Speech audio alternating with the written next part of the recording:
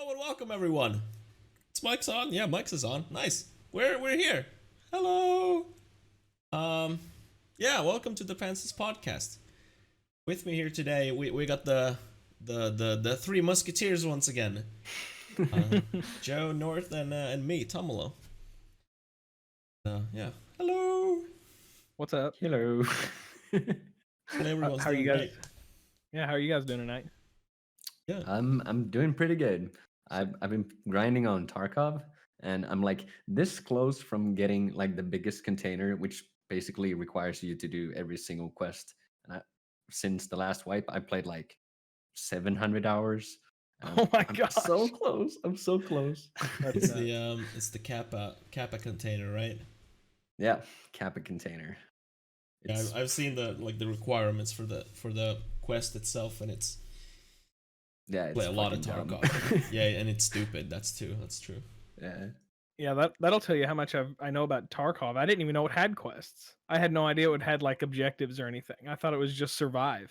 It's just like give you something to do while you're at it, like a small objective. Go to this place and plant like a marker That's cool. on some tank and just get out or something like that. Yeah, there's quests like kill specific NPCs or with specific gear or like modify guns to a specific like sets of requirements or whatever. There's like tons of different quests in Tarkov, but mostly it is just shoot and kill. Yep. Yeah. I got a thing. You get a thing? Tell us about the thing. Got a thing. Oh, what the hell is going on with my hair today? So this doesn't require any sort of discussion, but I want to mention this because for me this is one of the most hilarious things that has happened in recent days. So, ladies and gentlemen, the teaser trailer for Call of Duty Black Ops Cold War dropped a couple of days ago. We're not gonna watch the trailer because who gives a shit? But within that trailer, there's a montage of essentially a like 1980s civil unrest moments that happened, like real history. And one of those clips is from Tiananmen Square protest from 1989. Ooh, I heard about that one. And I guess everyone can probably guess where this is going. Yeah. The trailer obviously got banned promptly in China, which then prompted Activision to collectively release a new trailer for everyone. Not just the specific trailer for China anymore, but for everyone. They also, weirdly, they did not take that one clip out. The original trailer was 2 minutes long, and then the new trailer was 1 minute long. But you can still find the original because it's on the internet. It will never go away. Like, how do you fuck up so bad? Like, I don't know. Like, China is pretty big, and we heavily rely on China. Let's make this stupid thing that they want to hide and put it on our trailer. Let's do that. I got two theories for it. One, which is probably the more plausible one, is that the trailer is done by a third party like ad agency, and it just got slipped through the cracks or whatever. That's probably what happened. But the one that I like more is that they intentionally did it so that I'm the fucker who talks about it. Yeah. Man, I don't know. That's tough. What was the turnaround time on the original posted to the new one posted? It was probably like under 24 hours. And like a lot of, because the original, like, it was released, and a lot of gaming websites and outlets, they embed that video into their own sites. Mm-hmm. And like PC Gamer showed that it's an entirely new video. It's not an updated. They didn't update the original, because if you go and try to watch the original, it's privated. on Activision's own YouTube channel. But what makes this entire thing so juicy and so good is that the tagline for the entire game is "Know Your History." Wow. That's you couldn't make that up. You can't write that. That can only be so dumb that it has to be real. That's amazing.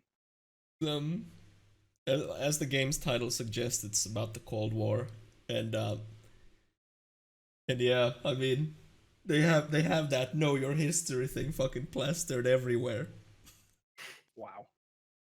But it's, remember kids, it's selective history. Like, that's the true meaning. Like, if Papa China says that it's not okay to show Tiananmen Square things, then no, don't do it. Yeah. It's only no acceptable history. Yes, That's exactly. Exactly. It's just History in real time. written by the winners. That's what it Yeah. is. Yeah.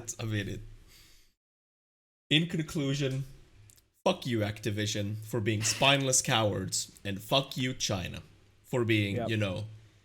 China. Yeah. Yeah, that's silly. Gosh. That's- Man, that almost had to be man. I don't even know. I feel like that had to be intentional. How do you mess up that bad?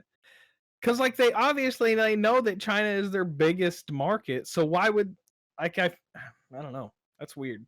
That's interesting. Yeah, I mean, even if it's a third-party ad agency, I have to believe that they know what they're doing. I have to believe that they know that they're making an ad for a Call of Duty game that's gonna be, released worldwide. And like, but this is not even the first time when Activision's got like in trouble with like this sort of thing. Black Ops 2 is entirely banned from China. Because in Black Ops 2, I tried to even like remember, but I don't remember. But apparently, and I don't think you see this in the game, but I think it's like said in a cutscene or something. A Chinese city or village gets bombed in that game, and the entire game is banned from China. Can't play Black Ops 2 in China. I'm so sorry. It's crazy. To be honest, they're not missing a lot. I mean, yeah, it's true. It's true. Damn. That's The I thing don't is just so stupid. for them to have already had like a whole other video made. So I guess it is possible that like assuming it was a third party, or even if it wasn't, like I guess they would have like multiple drafts. So maybe the one that they put out that was only a minute long was like their second choice, and after they messed up, they're like, "Ah, crap! What's the next best one that doesn't have something that'll get it banned?" Like the fifth one, but it's only a minute long. Fuck it doesn't matter. But they did achieve one thing. We're talking about it. Yeah, in the end, I'm the real schmuck here, because I'm talking about the fucking teaser trailer to Call of Duty Black Ops Cold War, available for pre-order right now. Which I definitely would not have otherwise. I would not. Yeah, I wouldn't care at all. What's actually like funny too is that they showed. Technically, for me, it's yesterday when they dropped the campaign trailer, and it says that it's captured on PS5, and the release date for the game is November 28th. But I'm pretty sure the PS5 is not out on November 28th. Now, I have seen a few leaks that I think it was German Amazon, maybe a couple weeks ago, had it listed as like partway through November for €500. So it's So that's, take that as you will. It could have just been shopped or something, but there is some precedence for it possibly already being out by that. So, 500 euros though? Well, only $4.99. Oh, well, that's way better. Okay, Yeah. well, it's okay. But it's $4.99 in Germany, I know, I think we have higher taxes on electronics here, so it's probably gonna be like 550 at least. I bet my left testicle that if it's $4.99 in Germany, it'll be $4.99 in Finland too. Really? Yes.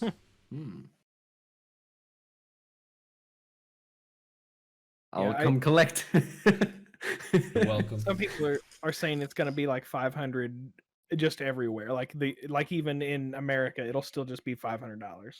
Except in Brazil, where apparently gaming consoles are super expensive. At least that's what I've heard back in the day. Yeah, Brazil is actually like an anomaly in it. I saw like some video, like they got the PS2 like years after the rest of the world, for instance, because it like couldn't pass the Brazilian some sort of like, I don't know, some board of something, and it was super expensive too. Yeah, and I have no idea like why. I know that they were actually still making FIFA games for Brazil on the PS2 up until like 2016 or 2017.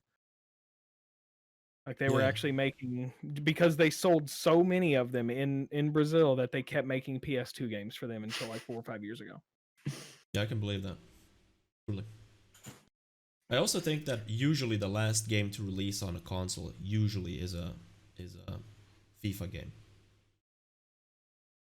Or any like sports game, annualized sports game. Might be like NHL or I believe that. They drag those things out for forever. Except I think the Wii is still getting Just Dance games. So that might be the exception. Is it exclusively for like internet cafes? Just Dance? Yeah, if they make for the Wii. Oh, I don't know. I'm not sure. But yeah, they still make Just Dance games for that. It's usually FIFA or Just Dance, yeah.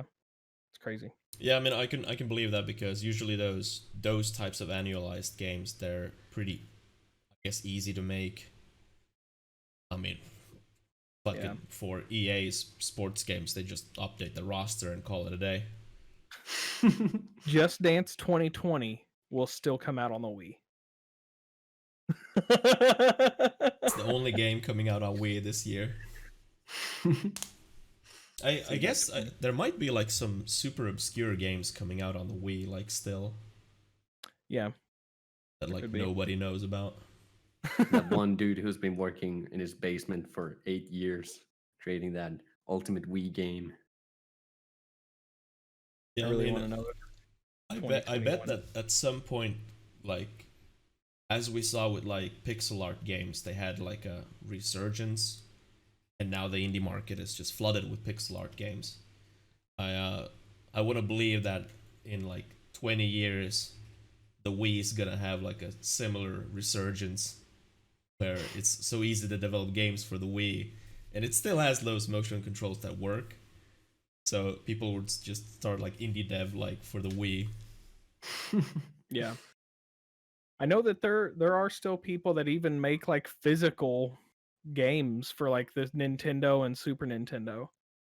Like you can still buy physical copies of brand new games for those old consoles. I think the last one I remember coming out was Battle Kid in the Fortress of Peril. It was an NES game that just came out in like 2012 or 2013, and a shop that I went to actually had a physical copy of it for sale. It was cool as hell. Damn, dude. Yeah, I guess like at the end of the day, like why could you not develop a game for any console, like past console? Like nothing stops you, I guess. Yeah. I mean, realistically, there's nothing that's stopping like Nintendo from just being like, hey, we decided to put out an NES game. That would be hilarious. I would love that. That would be great.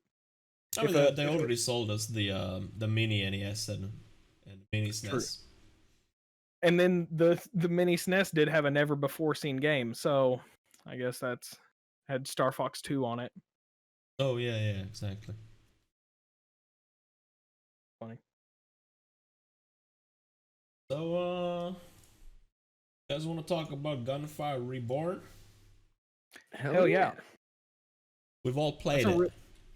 Yeah, shockingly good. I was not Have you, expecting Joe, it to played be. it solo yet, or just Yeah, like, yeah. I've played a few missions solo. I haven't gotten very far. I think I've only beat the Luwu once solo, if that. But yeah, I have played it solo a little bit. isn't it a lot easier just playing solo? Yeah, it's a Yeah. lot. It's definitely a lot different. There's the number of enemies and how long it takes to kill whenever you're at more than one person is insane.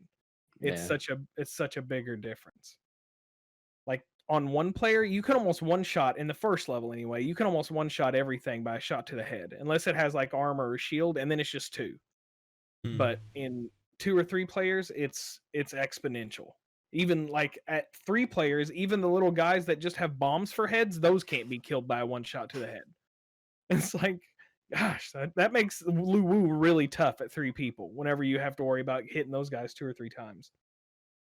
Yeah, it's definitely kind of disappointing to snipe if you have like more than 2 people, because just this the sniper just doesn't kill them when you hit them in the head. They're Mhm. supposed to die. Yeah. I'm gonna pull up some footage for chat to watch. Guess I could skip the tutorial level here. Blammo, here we go. I do like I really enjoy the amount of customization you have in it. Just because like there's a lot of different paths you can do, and it's not like in Monster Train, where in this it gives you like an equal opportunity to go whichever path you go, like whichever path you want to go. So like the last time I played it, I was playing with Rose, and I went like on the elemental route, and I got the glimmering and the prism, and then my glimmering got a buff that if they were burning, it did 50% more damage, and if they were decaying, it did 50% more damage. And then I had 120% burning damage. It was just silly, and it was awesome. That was the best I had done in that game, and it was with Lil Shuriken. To explain to people what this game first of all is, it's called Gunfire Reborn. It's a game you can play with up to 4 people. Play solo too. I mean, it's kind of hard to explain, but I would say that it's a mix between Borderlands and Isaac, where every run is quote unquote unique. It's a procedurally generated, and on the way you get new guns. That's where the Borderlands kind of thing comes in. The guns have randomized kind of stats, a la Borderlands, but the amount of guns is not in anywhere near the realm of Borderlands. And then you go through like level from level, hit a boss, and then you go to the next area, do the same thing. Yeah, I really like how they, like, since this is, I don't know, beta at most, that they didn't make it like an easy game. You just can't like play 10 games and basically be over with it. But you actually have to grind and grind. I'm at like level 38 or something, and I think the game has like, I don't know, like 70 levels, I think, and it really takes time to get there to just unlock everything, which is kind of cool, because I thought it would be like, oh, I'm gonna play this game for 20 hours and then it's like done. I've unlocked everything. But no. Yeah, there's character progression in between the runs, that make your character permanently better. And that's, I think, the true progression of the game. Whereas within a run, you get these relics, I guess, or whatever they, I actually don't remember what they call them. Essentially, relics that alter the run that you're having, so you can focus on elemental damage or ability damage or the nade things. Those are not like persistent from run to run, but within the run. So this is kind of like roguelite, not roguelike. Yeah.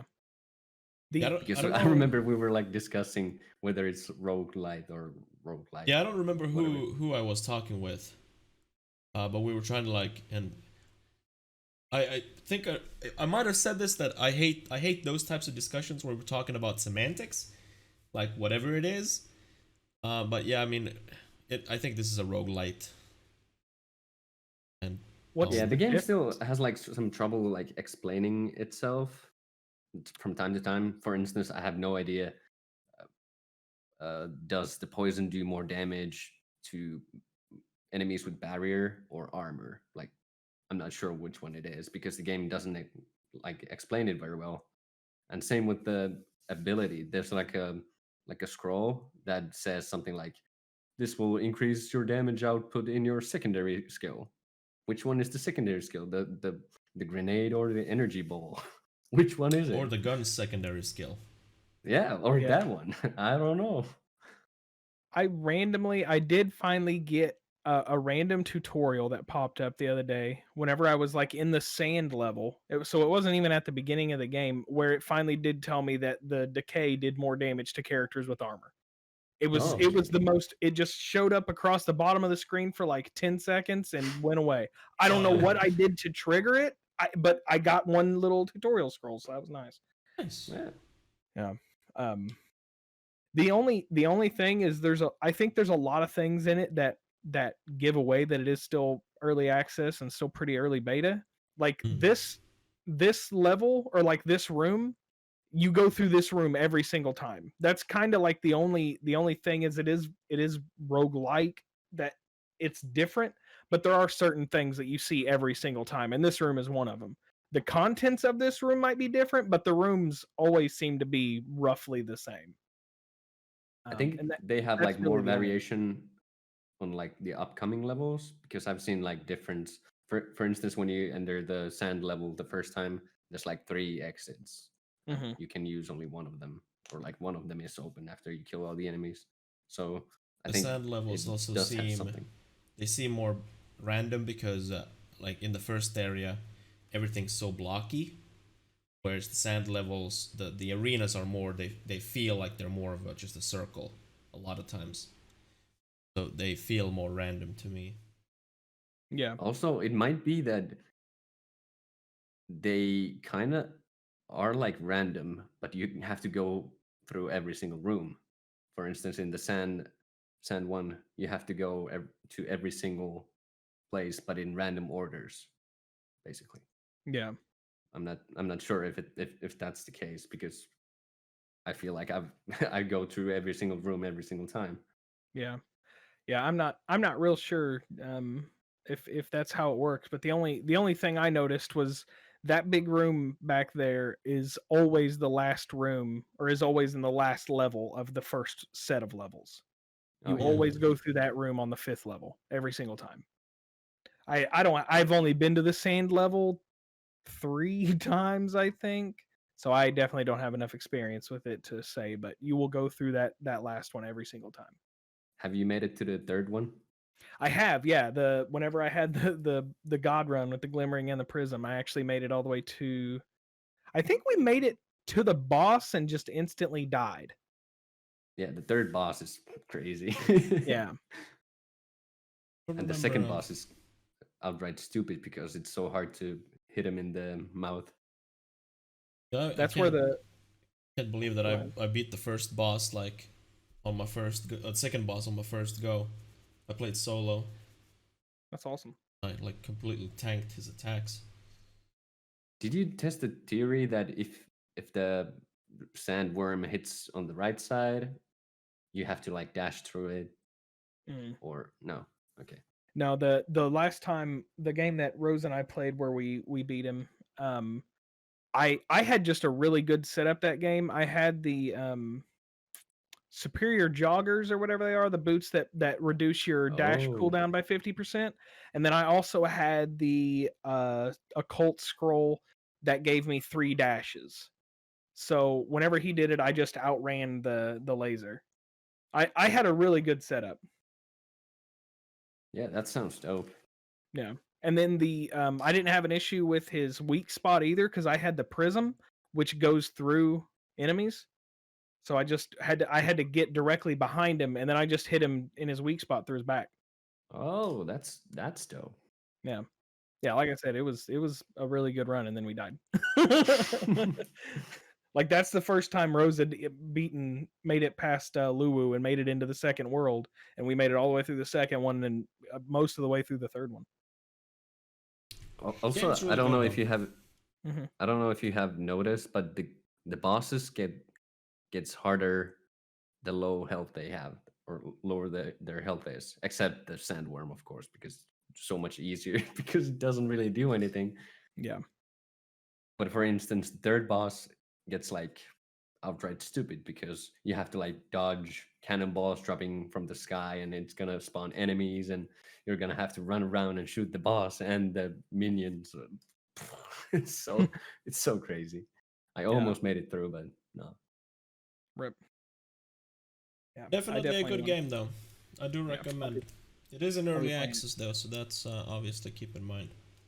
I think it might be like Korean or Chinese. I'm not sure which one the text we saw earlier. Yeah, it's a Chinese. Yeah, there is still, to keep in mind, it is still definitely early access. We were doing a mission and it still had the text in Chinese. So Made in Hong Kong. there you go. Definitely worth it. I do recommend. Yeah, for $12, I think it was. That's I would easily pay double that for that game. I would have no problem at all playing $20 to $25 for that game. And for it to be $12, that's astonishing. It's wild. Indeed. Yeah. Well, I can talk about the DC games that we saw over the weekend, because that stuff was actually pretty sick. Because yeah. So we got a couple trailers, and one of them is much further off than I was hoping it would be. Because we got the trailer for Suicide Squad: Kill the Justice League, and Batman or Gotham Knights. That's what it is. Gotham Knights game. Isn't there already a Gotham Knights game? There's Arkham Knight. Oh. Yeah. Is this the Batman game without because Batman? North asked that question just reinforces my thought that it's a stupid name because people confuse Arkham Knight and Gotham Knights. Yeah. I think whenever I was talking to someone else about it, I even called it Arkham Knight like the entire conversation, and they also didn't pick up on it. So yeah, it's could have chose any other name. Any other. Yeah. Imagine that kid who wants to like buy it and ends up buying the wrong game. Yeah. It's even developed by Rocksteady themselves. They fucking made Arkham Knight. It's come on, man. Yeah. It's a stupid thing. I think it's just because people know the name, so they will just buy because it's Arkham Knight or something. I don't know. Yeah. Gotham Knights looks pretty okay though so far. Like, I mean, I am prone to criticize it a little bit because it reeks of games as a service, but you can play it alone or you can play it up with one buddy. I think it is co-op, but I don't know if it's 2-player or 4-player. I've never been huge for dudes you can play as. Oh, I've never been a huge like super, I don't know, Superman type of single player games. Like the first and probably the last that I've played is like the first Spider-Man game. Nice. But ever since then, like, nah. Yeah, they're unfortunately most superhero games, and this is maybe what made it. I don't actually know what year Arkham Asylum came out. So the bad thing about most superhero games nowadays, and they are bad in the past too, is that they're just made for cash in. Like they don't actually want to make a game; they just want to make money. So it all comes out very mediocre. But there's not a Gotham Knights movie to base it off of, and none of those characters are actually in any cinematic universe right now, except maybe some of the CW garbage. But we don't have a Red Hood, Nightwing, Robin, or Batgirl floating around, so they aren't tainted by someone else's impression. And none of the Suicide Squad one is a little worrying, but just from the cinematic, it's going to be much higher superhero than the movie, so hopefully it won't be that. Wait, are you saying that you can't play as Batman? Yeah, and we got 2 Batman related games, and you can't play Batman in either one of them. Oh Yeah, god, you fucked up. so the premise of the Gotham Knights is Batman just died. We don't know why, and he had to blow up the Batcave. And the trailer is like a montage of his essentially his goodbye video playing to those 4 people, which I assume would be Jason Todd, Tim Drake, Damian, and Barbara. So depending on which Nightwing and Batman they use, but and it's all them suiting up. So I'm assuming those are the 4 players, and hopefully it is a 4-player game.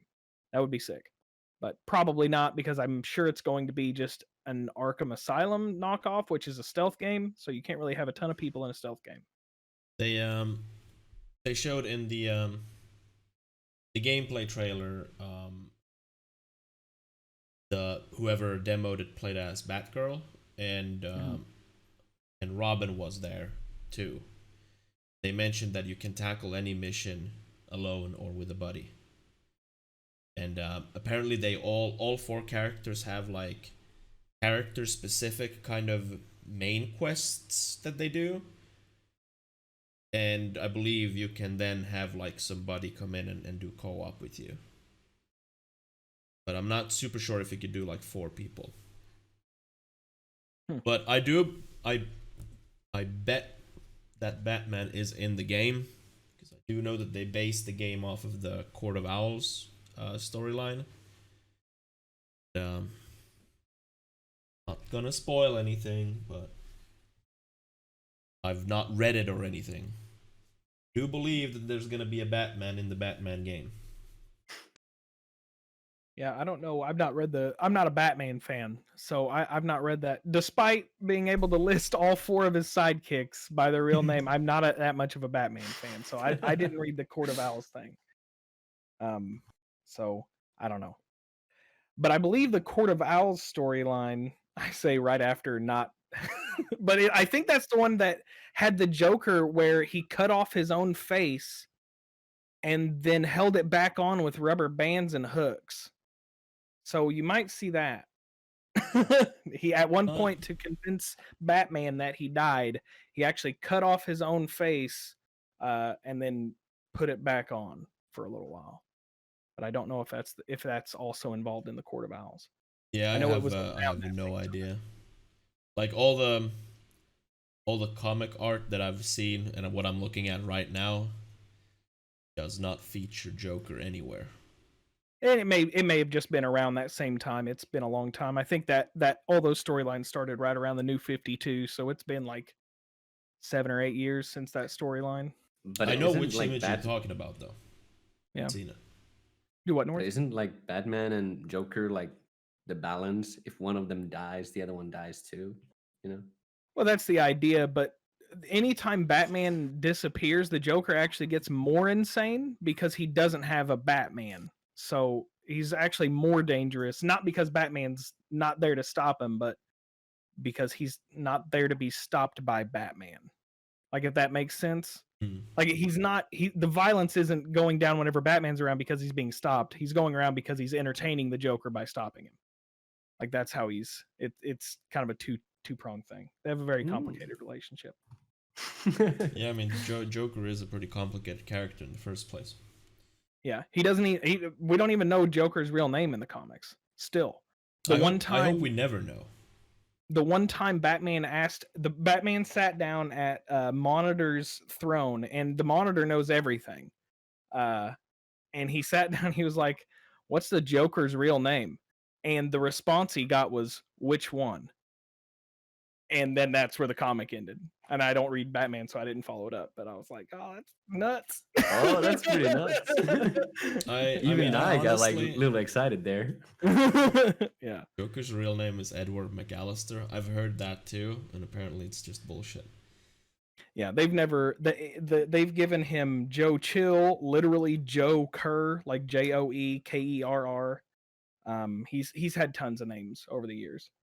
I believe, like from like an IRL spot, I believe that nobody who writes those stories, or well, primarily those who writes those stories, I don't think anyone wants to take that mantle upon themselves to give a name to Joker.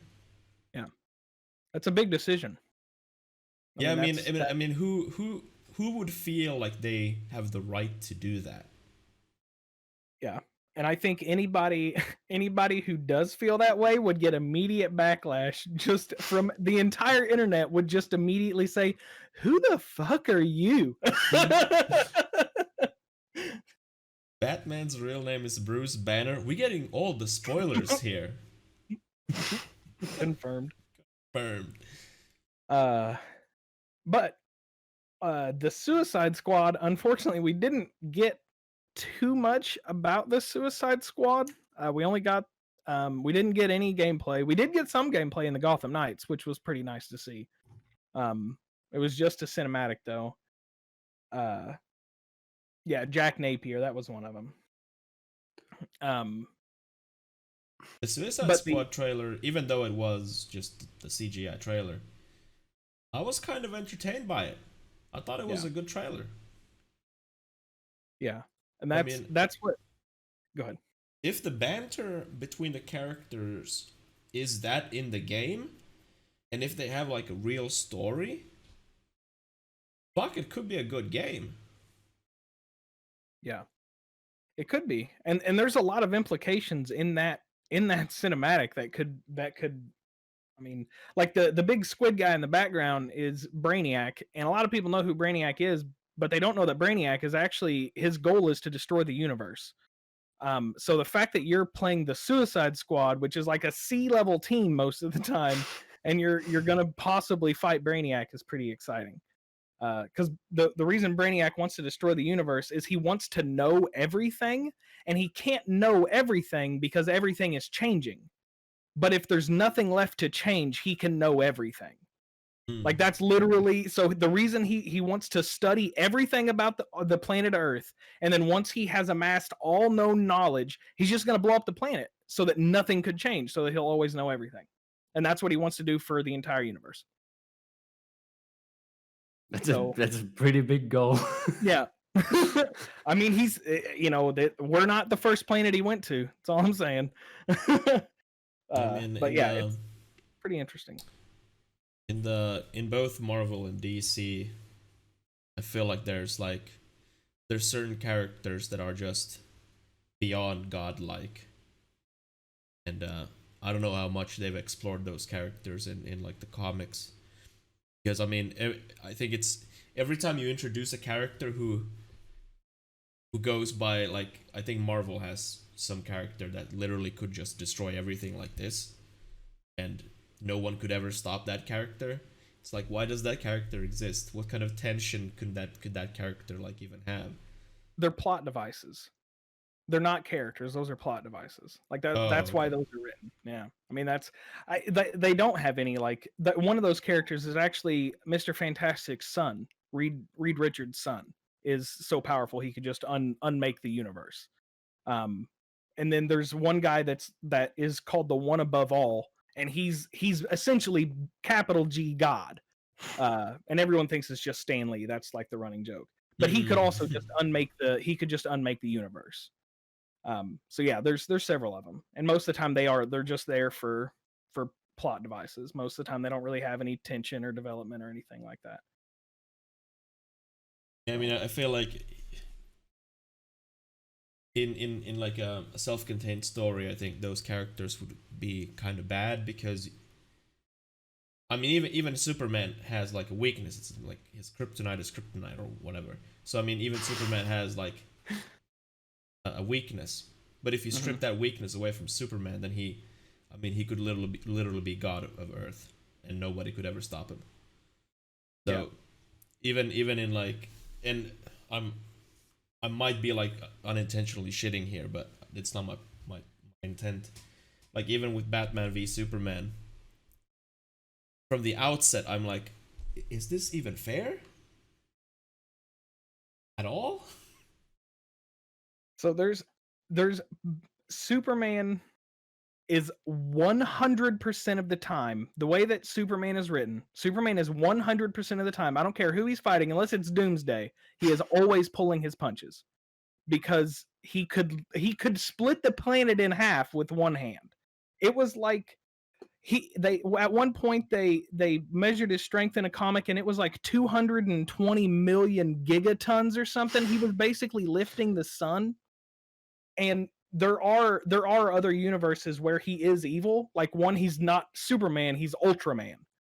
And he took over that planet because one day he just flew up into the atmosphere and he said, hey, do whatever I say and surrender or else. And they were like, or else what? So he sat in space and with his eye beams started blowing up nations' capitals. Well, I mean, what are you gonna do against that? Like, there's nothing. He just sat in space, and because he also has telescopic vision, he was just like, yeah, the president of Uruguay. What do you do to that? 100% of the time, Batman or Superman is pulling his punches. If anyone that says Batman can beat Superman hasn't actually read a Superman comic, for sure. Because it like, well, he could just use kryptonite. From space, dude. From space. It feels. Oh god. Like he could survive Superman. I have no doubt that Batman, if he wanted to, he could hide away and not die. But there's no way he could kill him. Yeah, and I mean, I don't know like why Superman was created. I can feel like, especially like those old comics were like a direct response to like America being in Vietnam, and it was something like for the nation to have like take the mind off of the shitty things. I mean, literally, this character called Captain America who like punches Nazis in the face. So I mean, the imagery is pretty clear, I think.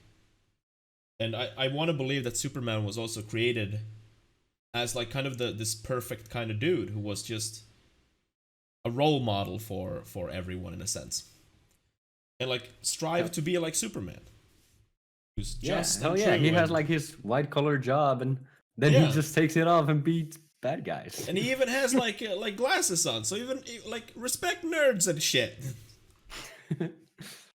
Yeah. I mean, you don't know what happens when I take my glasses off. Oh my god, let's not piss off North here. Yeah, and that is what his whole point. And the best Superman stories is the ones that he's not even being Superman. Like, well, he is being Superman, but he's not being super, he's just being man. Like there's one where this woman's sitting up on a ledge and she's about to kill herself. And she just floats up there and she's like, are you just going to take me down? He was like, no, I'm not going to. She said, well, you're just going to catch me if I jump. He said, no, I'm not going to do that either. It's your life. You can do what you want with it. And he just talks to her through whatever she's going through. And that has touched me more than any. I mean, you can beat Doomsday up all day, but it won't matter as much as like those kind of scenes with Superman. Those are the ones that he's actually super, in my opinion. Anyway, Suicide Squad's going to be pretty cool. Yeah, I got real deep there for a moment. Yeah, my bad. Yeah, the Suicide Squad game, I hope, and it does have like the witty banner, and that's what they do. It should be good. If they can keep up that same kind of aura, feeling through the whole game, that kind of mood, then it'll actually be really good. Because that's what they do in the comics too, is they just constantly pick on each other and bicker and fight and threaten to kill each other and stuff. And I'm glad that they did go like high-end superhero on this and didn't try to scale it down.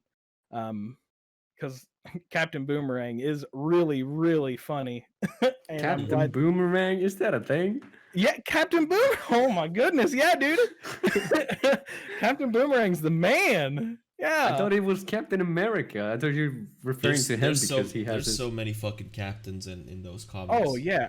And there's so many captains just in like Flash villains, which is where Captain Boomerang comes from. But yeah, it's Captain Boomerang. He has like these boomerangs that just never miss, and he has minor super speed.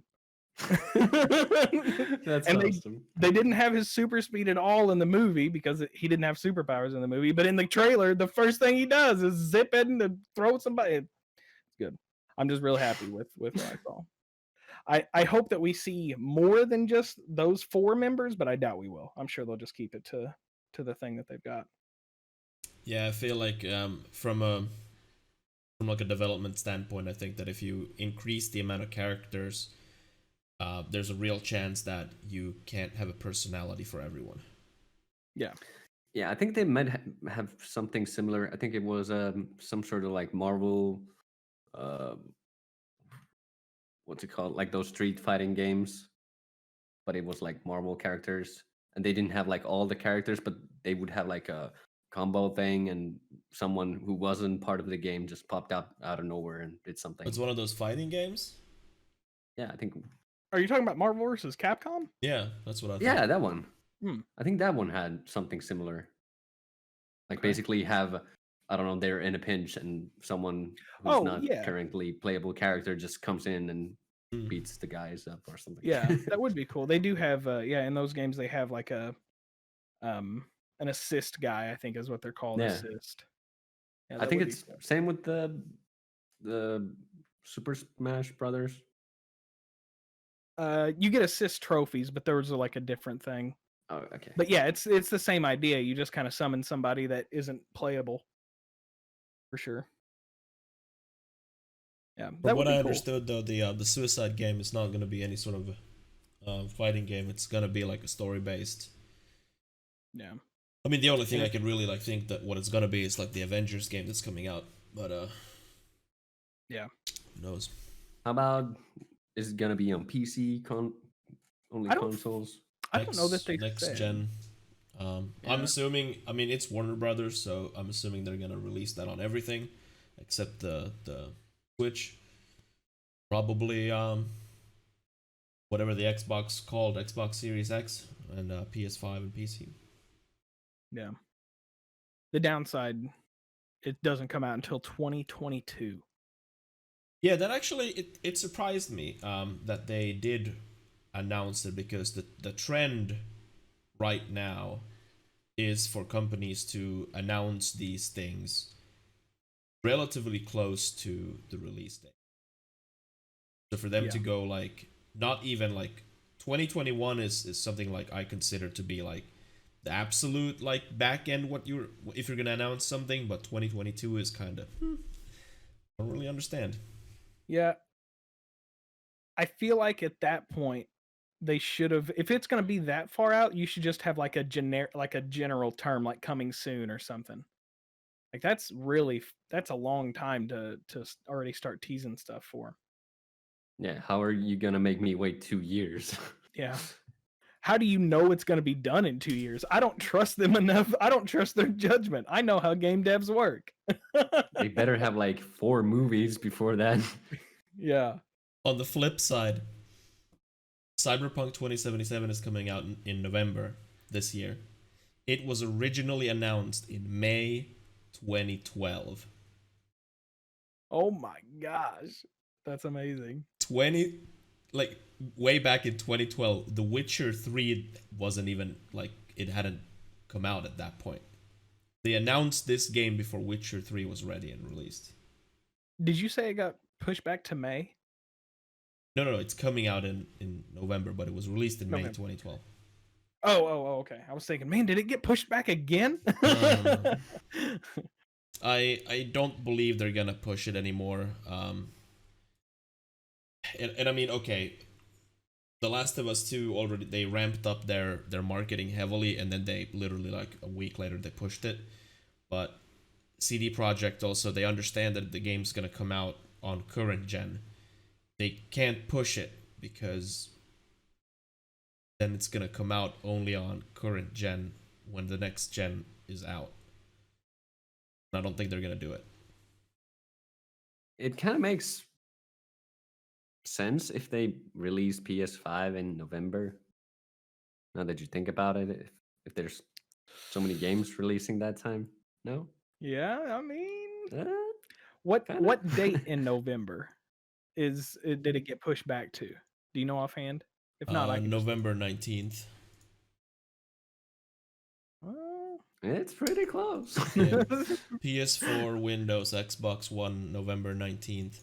And this is what I mean. They can't push it beyond that because when the new consoles come out, that's when you don't release stuff for the PS4 and Xbox One anymore. Like, who the fuck is gonna buy that? I mean, I am, but but not on console. There's gonna be people who won't get the new console right away. I understand that, but I mean, November is it's the back end, the deadline for releasing shit on current gen. I guarantee you that. Obviously, there's gonna be games for PS4 and Xbox One in the future, mainly the annualized stuff and some other things, but a high profile release is a little bit different. I'm shocked that we're getting this close and to the end of the year and we still don't know when they're coming out. Oh yeah. Like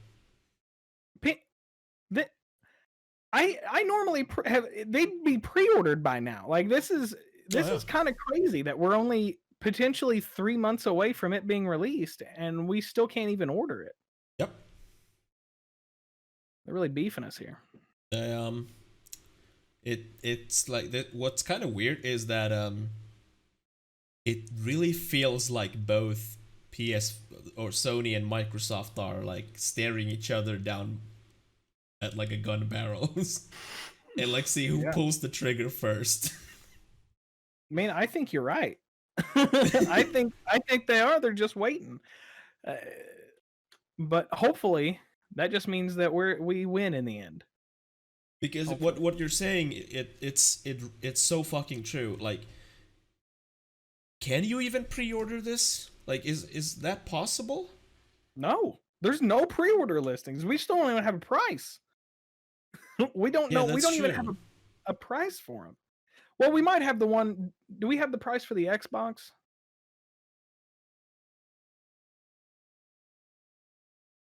I don't think so. No, the fridge has no yeah. No price, and we are 3 months from December. We are 3 months from December, so deep into the holiday season, and we still don't even have a price. If I just don't, that's mind-boggling that they haven't given us anything yet. That's fucking crazy. Like, there's no way it's gonna come out for the holiday season. It's gonna be a cluster if it does. It is way too, like, even if they released it now, I feel like that's too late. Because there's no price and there's no release date. I really feel like they're just staring down each other and waiting who chickens out first. Why not just like be the first one? Because you're not gonna pick the second one if you already pre-ordered the first one. I'll tell you. I'm Sony. Okay, the PS5 is coming out November 20th, and its price is $500. And then Microsoft is, yo! Xbox Series X, November 15th, $300. Boom. Xbox wins. Yeah, but you gotta release it faster. Make it so that Xbox can possibly release before that. You can put it 1 day before Sony. And $100 or $200 lower. And obviously, I don't even know if it needs to be that much. I bet it could be like 50. Yeah. But it's always been like that. People still buy PlayStation because it's PlayStation. Yeah. I don't know. I don't know. I know what they're waiting for. I just don't know why they're waiting so long. Like you said, it's also beneficial just to be the first one. Yeah, sometimes it's beneficial to be the cheaper one. But I feel like at this point, you've already made up your mind. Like, most people, I guess I'm speaking as a 30-year-old man, but I'm not gonna buy an Xbox, even if it is $200 Yeah. cheaper. I also think that we have like extensive knowledge of these things. Like maybe the suburban mom, maybe not, just wants to like their kid to shut the fuck up. Yeah. Now, in those cases, that's where they're gonna get the sales, is the suburban moms. They're gonna get the sales on those because it's cheaper, for Yeah. sure. Because they don't actually care what console it is. They just want to get it cheaper. Mm. But I mean, as far as like the hardcore crowd, being first is definitely beneficial, 100%. But if the kid knows what's up, he's gonna pick the PlayStation. I feel like the kid picks the console that's the dominant console in the kid's school or whatever to play with friends. Yeah. Yeah. Which will be the cheaper one 9 times out of 10. So unless Johnny from the rich family decides to fucking go with the PlayStation, motherfucker. that's what I was just thinking, is like, how much are people gonna be shamed because they got the cheaper console? Yeah, I remember when I was a kid and I had a PlayStation, like neighbor from a few blocks down had a Xbox, and he would like come say like, "Come play Xbox," and I'm like, "Nah, Fuck that." no, fuck that." Yeah, I remember being made fun of a little bit because I played the N64. I remember that, like, getting Smash Brothers and being so excited for it, and then I got made fun of because it wasn't a PlayStation. Oh man. I was like, F off, this is a great game. I still never got a PlayStation. Son. Now I get PlayStation though, Xbox. Yeah, exactly. Exactly. I don't need a $500 secondary PC. I'm fine. Glorified media center. Yeah. Yeah, at the end of the day, like I still, and this, I think this applies mostly to us because I mean we do so much of this. The Xbox is just, it's not for us. And even with like, there was some Sony executive that said a couple weeks back that they've virtually like approached every studio on Earth for like exclusives, something ridiculous like that. That obviously they're not gonna get everything, but Microsoft is not doing that, so Sony wins in my head. Yeah. If you have, I mean, that's, if you have the better exclusive, because that's what it's all about. If it's not, people like us, if it's not exclusive, then it's just going to be PC. If a game can be on the PC, 9 times out of 10, I'm going to play it on the PC. I have a PlayStation 4 controller that I can hook up to my computer if I want to play something on a console controller. Why do I need, So I really only buy exclusives on those because most of my friends also do the same thing. So because it's the smart thing to do. Yeah, buy a $500 console so you can play exclusives only. Hell yeah! If those exclusives are good, it's worth it. Yeah, I'm still waiting for Bloodborne. Yeah, I have it, and it's tough. It kicked my ass. I haven't played in a very long time.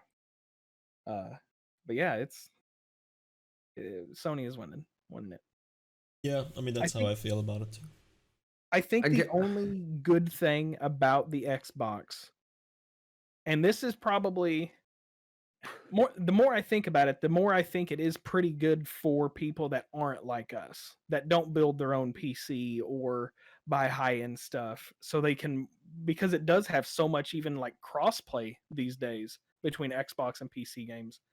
So I guess if you look at it like that, it's not so bad, but the Xbox 100% is no longer for us. It is for a different market share, and I'm glad.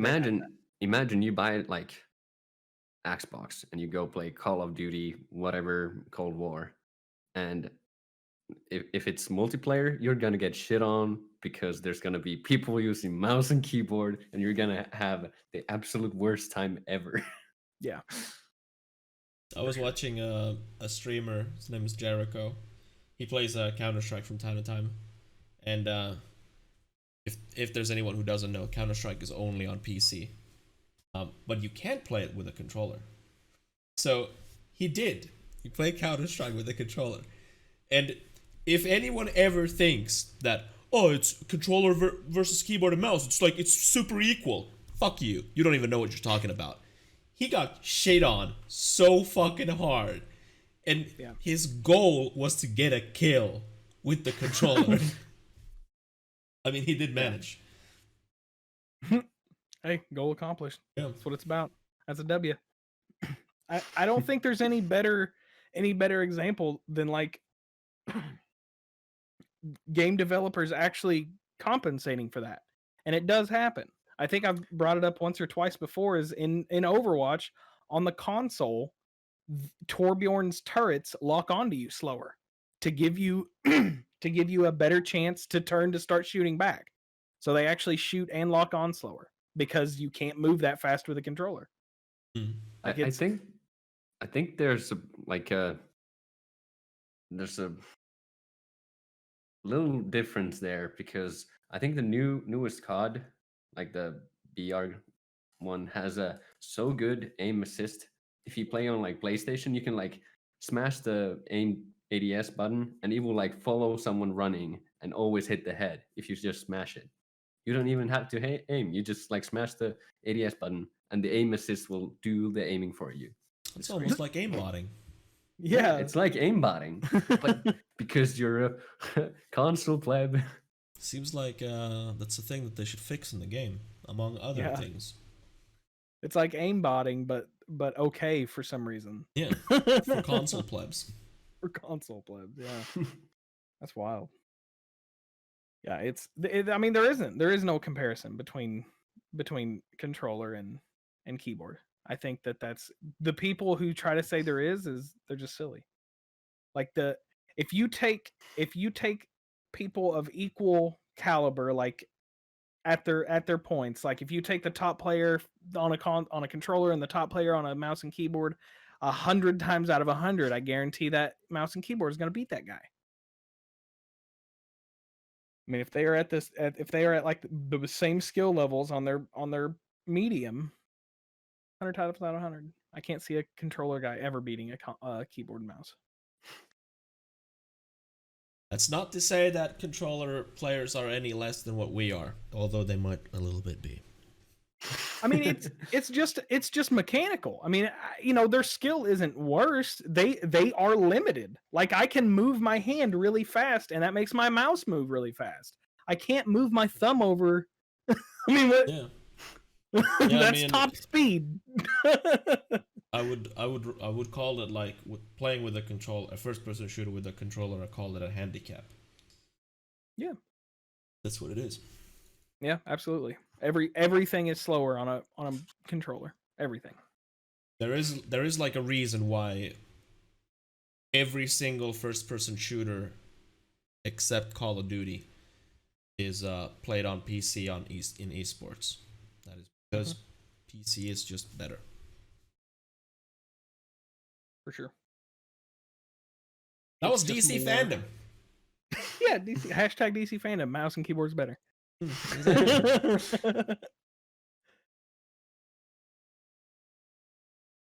All right, who wants to go next with something? North, what have you been playing lately? Anything? I've been playing mostly Tarkov still, but my girlfriend has been playing Sims 4, I believe. And I learned this crazy thing that they actually have like a radio that plays actual music, but the lyrics are in like Sims language, like Simlish. And it's mind-boggling to like try and listen to that. And yours truly, our favorite boy, Soldier Boy, actually made a song to Sims 3. And if you don't like his music at all, you're gonna have even worse time with his song. And apparently they have like a shit ton of songs that have these type of lyrics. Like I know Katy Perry has made a song there, and Paramore, and Jason Derulo, all the big artists have done that. Are the artists making these songs, or is it just like EA taking the songs and taking the lyrics out? I'm pretty sure they actually made themselves. I posted the Soldier Boys song in the Discord if you want to listen to it. But there's like a bunch of like more artists that actually do this. I don't know how much do you have to like pay someone to do that. Like, all right, You're gonna do gonna- your song, but you're gonna speak in gibberish. We're gonna all listen to this chat now. I feel like this is what rap sounds like to boomers. Like the original version was like okay, but this is like I can't listen to this. It's so good. I feel like that's what rap music sounds like to people over the age of 60. Are you listening to it now, Tom? Yeah. Chat is hearing it too. Guys watch the array like ZG. Ross Obley hit the zoo, wax OD. My memory on repeat, Wayne Cody. Oh, I can't believe It's so wild how it sounds. It sounds like music, but it's not.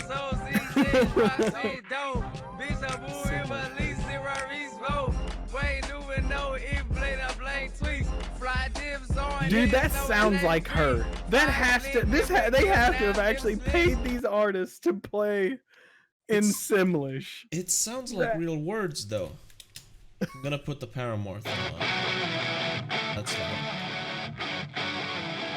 This video on YouTube's gonna get fucking flagged for sure.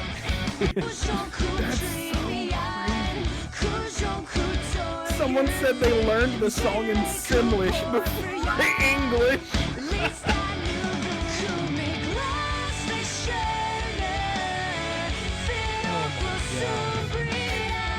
Yeah, someone in the comments said it was actually made by Paramount. That's I don't know, like how much does EA have to pay for them to actually do that song?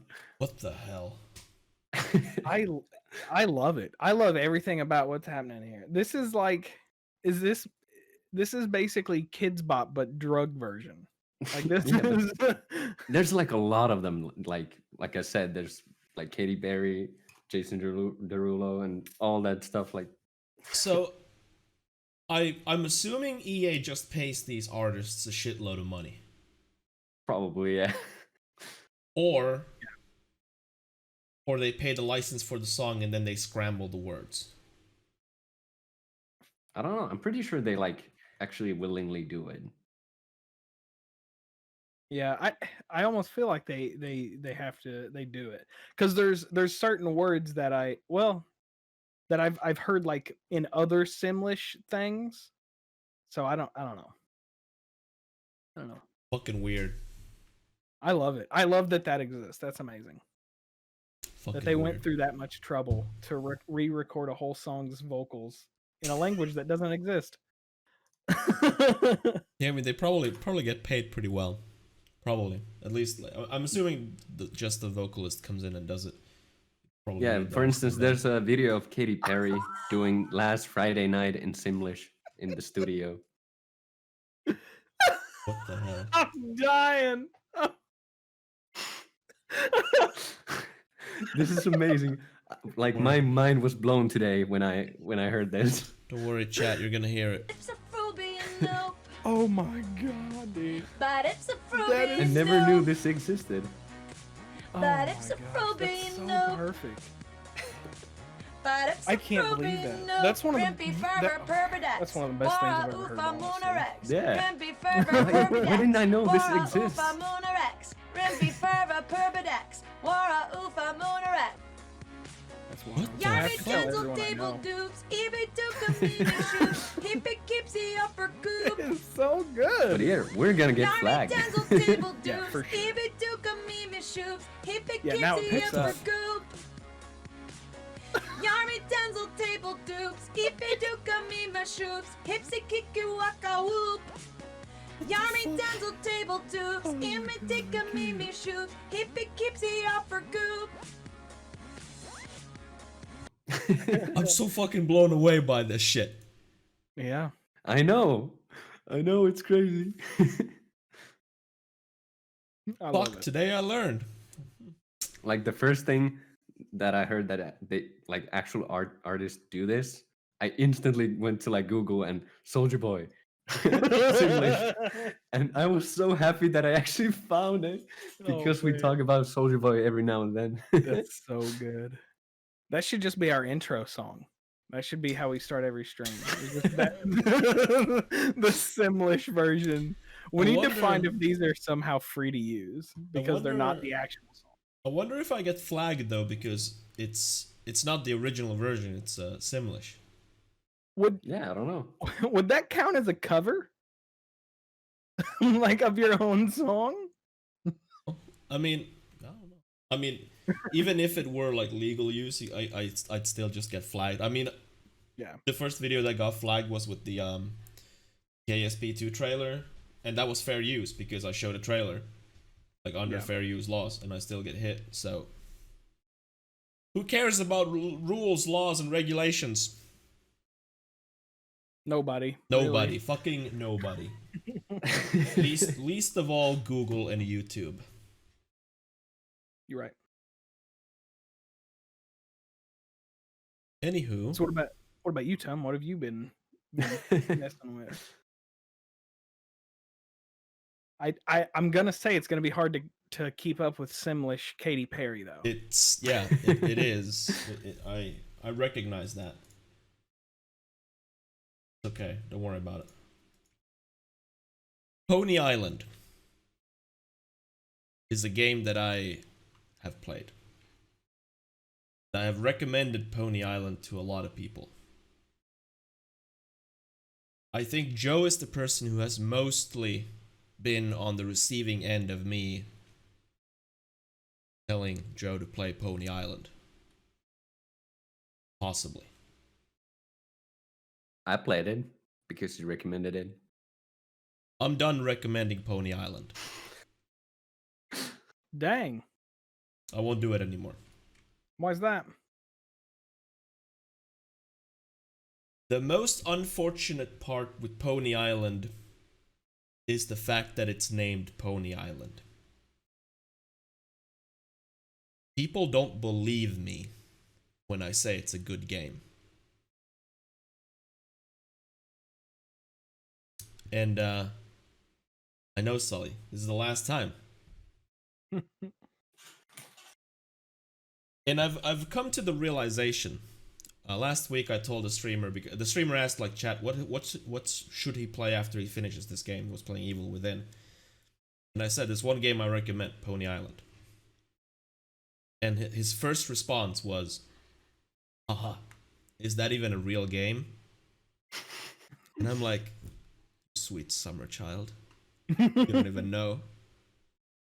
And because he's a small streamer, I wrote my next message just explaining that I'm not joking. I think it's a very good game. I'm not going to say anything about the game because it's an experience. And because he's a small streamer, he can only read the latest message in chat. And because my message was this much higher from the first message, he missed it. I'm making a joke about small streamers being absolutely horrible streamers because they can't fucking read chat. So yeah, and that led me down this rabbit hole in my own head. I will not recommend Pony Island anymore because Pony Island was an experience for me. And my experience is unique and your experience will not be the same as my experience. There's a bunch of other games that fall into the same category. Gris is one, the Hex I would say is one, One Shot is one of those games. There's probably some other games that I just don't remember right now. And those are they're specific kinds of games for me, and why they hit for me very hard, I tried to figure it out for myself. And I believe that because they are, all of those games are very melancholic. Is that a real word? I know melancholy is a real word. And some of those games are more akin to tragedies. One Shot specifically ends on an extreme tragedy. And I'm not gonna spoil the ending. I do recommend One Shot too. I'm not gonna sit every day and say it, but it's a good game. And I understand that I like those games because they strike an emotional chord with me. Because I don't know, I'm a sad fucker, I guess, and because I'm Finnish. And we love melancholy over here. We revel in that crap, I guess. And And that leads me to talk about the game that I played, but did not finish because I did not have time. Played Spiritfarer. It's a game that's available on Steam and Xbox Game Pass. Can I say something? Yeah. It would make a great drinking game if you would have like a one drink every time someone says Xbox Game Pass.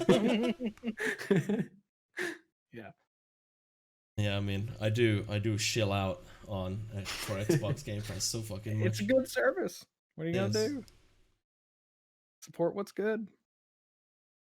So, based on what I just said about especially Pony Island and how I'm done recommending that game because of how I view the game, Spiritfarer is a game that I don't recommend.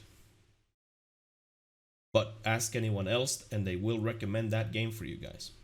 It sits on overwhelmingly positive on Steam. It sits on, 90 on Metacritic from professional reviewers. And because the game is not reviewed on Metacritic so much, it's probably 60 still, with a grand total of like 8 reviews and one dude who absolutely hated it, which tanks the review score. But what is Spiritfarer? You play as I don't even remember what you play as Stella. And Stella is chosen to be the Spiritfarer, which essentially is the boatman who transports souls to the underworld. But it's done in this very cutesy way. And everything is sunshine and happiness. The game tries its goddamn hardest to strike an emotional chord with the player. And that is where it falls flat for me. Because it is the type of emotional chord that it misses completely. Happiness? Yes. I'm being serious. I can't stand it. I can't stand it that everyone's chippy, and I can't stand it that everyone is just happy. Can't stand the fact that a game mechanic in the game is that you can hug everyone. And everything's just love and in the air and stuff. I can't stand it. So it clearly misses the mark for me. And that's why I don't recommend it. But I don't want to be the authority to say to people to not play this game. Because what they've done, on a technical level, it's very good. No crashes, no bugs, no hitches, no glitches. On a gameplay level, it's a management game at its core. You're on this boat and you go from place to place. You gather your spirits that you're supposed to transport to the afterlife. You do quests for them. You build your boat. All of that works. There's nothing wrong with it. But the overall story that's happening at the center of it just misses the mark completely. For me.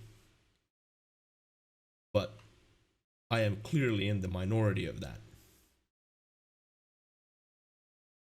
And it is very pretty to look at.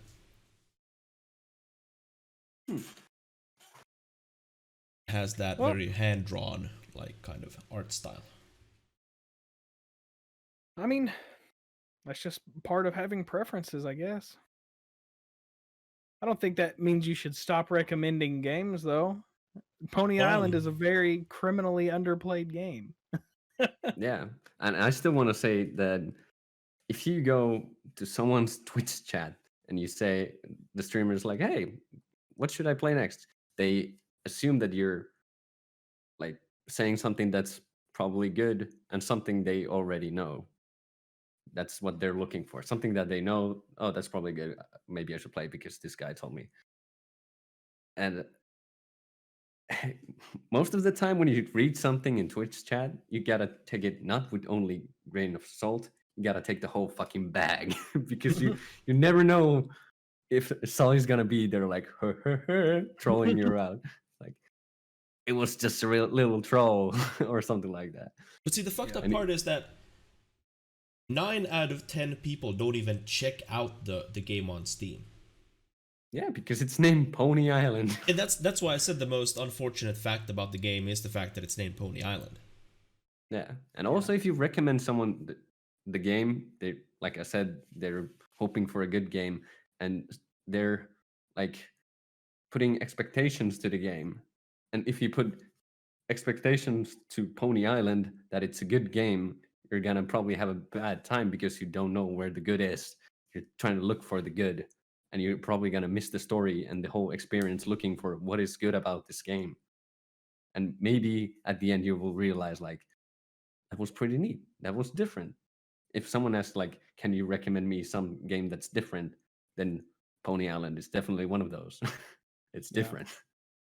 I feel like recommending a game like Pony Island is like recommending an art film to a person who watches blockbusters. Yeah.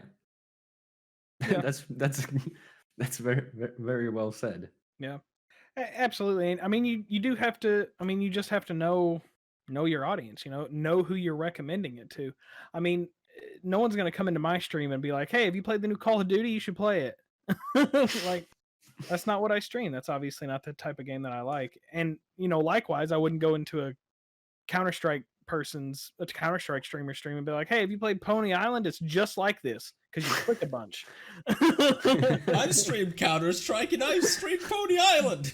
And I would not recommend Pony Island to you. I'm sorry. If I came in there and you were playing Counter-Strike and you were doing really good at Counter-Strike, I would assume that you like Counter-Strike.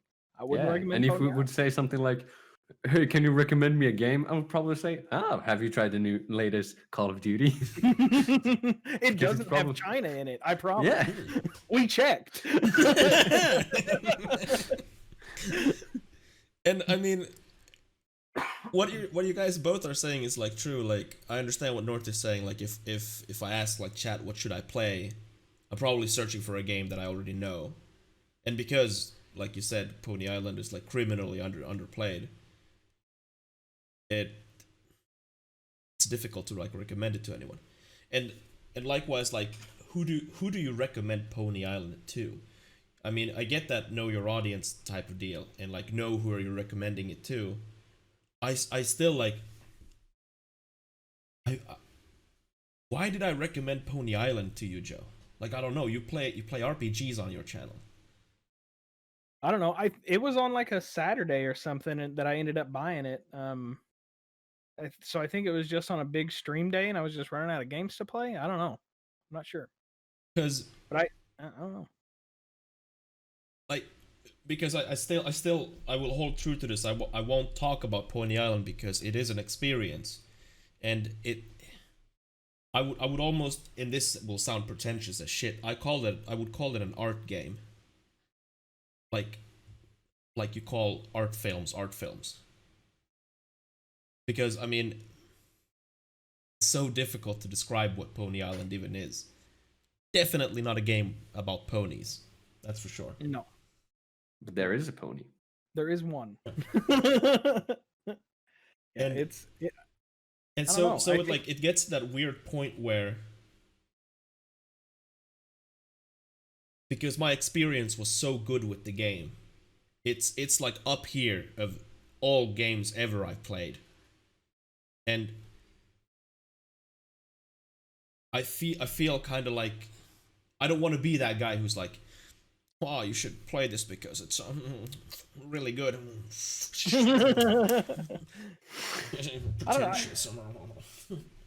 I mean, I think the biggest thing to take into account whenever recommending a game like that, or that game in particular, is like what does that person enjoy? Like, you could, if you sat down at this desk and you played Pony Island making my decisions, Pony Island would still be just as fun. If you played Pony Island for me, I think it would still be an enjoyable experience. However, if I played Counter-Strike for you, that is a very different experience, and it would not be enjoyable for either of us. So I think that like that's the kind of thing that you kind of have to consider in an instance like that. Is someone more there for the experience and the story, or are they wanting gameplay? Because if I go to someone's stream and all they play are battle royales, Call of Duty, Counter-Strike, no offense, or even fighting games. It doesn't have to be just those, but typically competitive games, those type of gamers aren't looking for a story. They're looking for the thrill of the hunt, basically. Mm.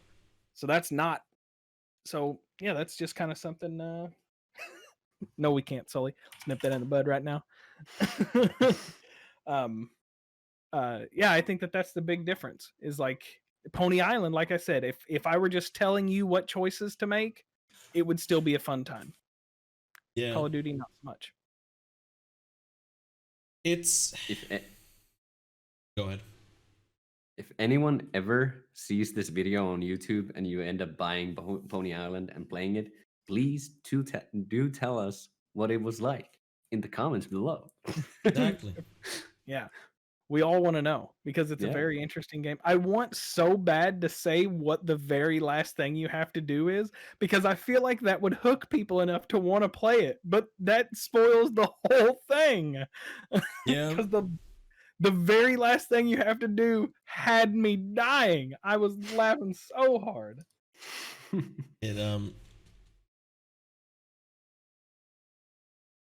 Yeah, fuck. I mean, I'm not gonna talk about Pony Island. Yeah. The one little bitty hint, the one tiny hint that I will give you as to what kind of game it is. At a certain point, you just close it. That's the only thing I'm gonna say. I feel like that might give you enough without throwing enough. At one point, the part of the game is closing the game. That's the only thing I'll say. I'm drawn to those types of games, and it's also the reason why I was partly why I was drawn to Spiritfarer, because I do seek those odd stories. I like the things that I enjoy so much is like when I played Gris on my channel, I had very little knowledge of Gris. And it ended up being that year's one of the best games that I ever played. I mean not ever, but that year's. I think it was like last year. Maybe the year before. No, I think it was last year. And Gris is a very simple game.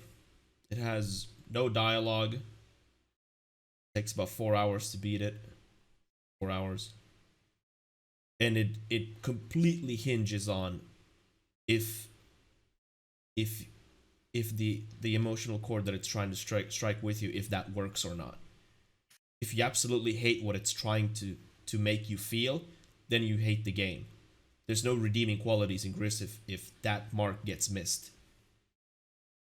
And I feel like it's the same with Spiritfarer. It has the management aspect. It has like more gameplay, like raw gameplay. But the raw gameplay just doesn't hold up. The story carries the game. And because the game is a bit long, it's about 20-30 hours to complete it, there's a lot of like downtime where you do those raw gameplay things. I think it would be very beneficial if the game would be like 5 to 10 hours long and compress that story to the best bits, have a more bite-sized like experience, like Pony Island, or like One Shot, or like Gris, or like the Hex. I mean, even Hex got to the point where it got a little bit long, but I understand why it did. Yeah. The game also has one of the greatest OSTs ever made. Gris. Oh, Gris, yeah, I thought you meant Hex. Yeah, Gris's OST is very fucking good. all of the games you're mentioning are basically what always makes me question the like value per hour type thing, like the pricing on games. And that's fair. It's very fair. Yeah. To Because me, those are typically shorter games, so they don't have like the arbitrary numbers that people want to pay like $1 an hour or whatever. So it's and that is because those fair. are way worth it. Fair. I put like, and this is just me, nobody else has to do this. I also take into account like what's the level of enjoyment I get from this. Now obviously if I go blind into something, let's say Pony Island would cost $50. No way in hell would I've ever bought it. I mean, it doesn't look like it would be worth $50. But obviously, like all the games that I mentioned, I think Gris was I think it was $20 when I bought it. But and I can understand, like, okay, you pay $20 and you play the game and you beat it in like 3-4 hours. It's a little expensive. But the experience that I got from that game was worth that price tag. And that's a risk I take, obviously. Because if Grist would have missed its mark, then I would have absolutely regret buying it. No, luckily that did not happen. And I don't regret my time with Spiritfarer. I've put maybe 10-ish hours into it, but because I play it on Game Pass, I put no money down. So I don't regret my time with it, but I don't want to continue it. Yeah, it's a shame. I'll have to look into it though. I hadn't even heard of it. I do say, looks very pretty, runs really well. It has a very feel-good story in it. And the music's not terrible, but it is pretty repetitive. Sounds like if you like Animal Crossing, you probably like that one. I would not compare it to Animal Crossing. Really? I don't have too much experience with Animal Crossing, but I'm not comfortable comparing it to Animal Crossing. I'm watching the little video now, and the very first review that pops up is basically the reason you don't like it, and it just said a very soothing experience. And that is completely 100% a Tumblr problem. Like, and that to me is like the difficult thing with why I'm simultaneously saying I don't recommend it and I don't want to be the authority over like telling someone not to play this game. Because it clearly just misses that arbitrary mark that it's not the game for me, but it very well might be for you.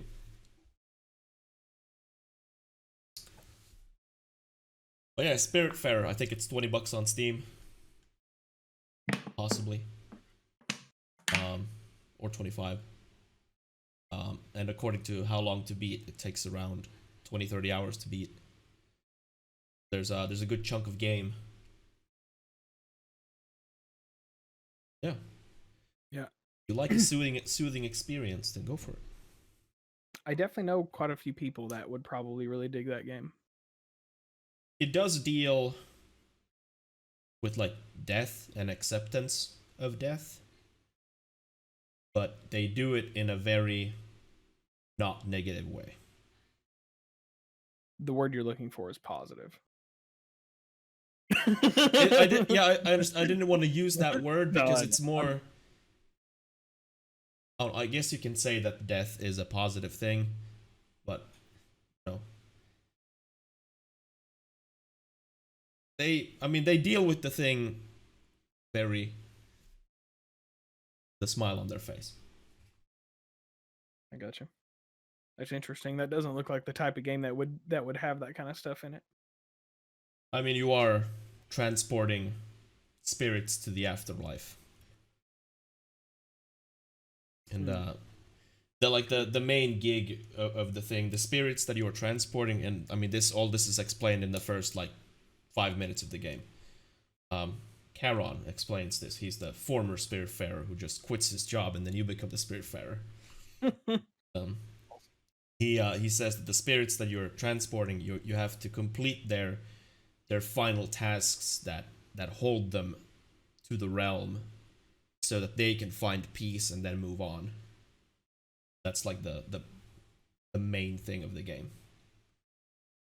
And I mean, all your friends on the boat, they're animals, so that's cool.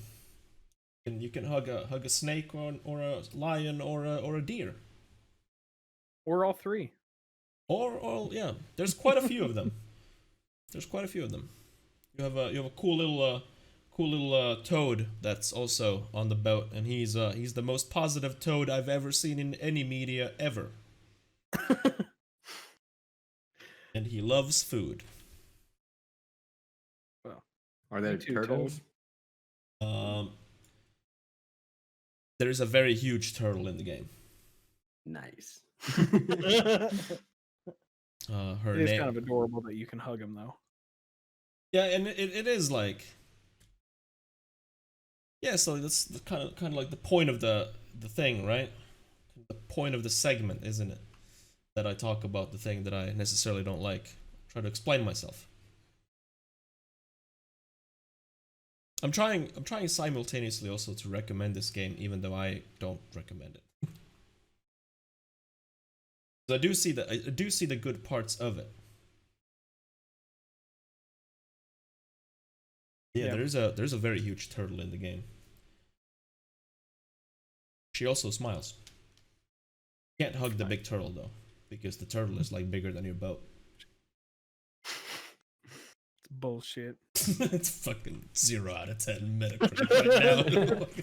I'm not interested. That's why you anymore. didn't like the game. Now I get it. You couldn't hug everybody. That's what it is. I get it. Yeah. That's funny. All right. We talk about the big thing. Yeah. Go ahead. I'm not prepared for this one. Yeah, me neither. I'm so tired. A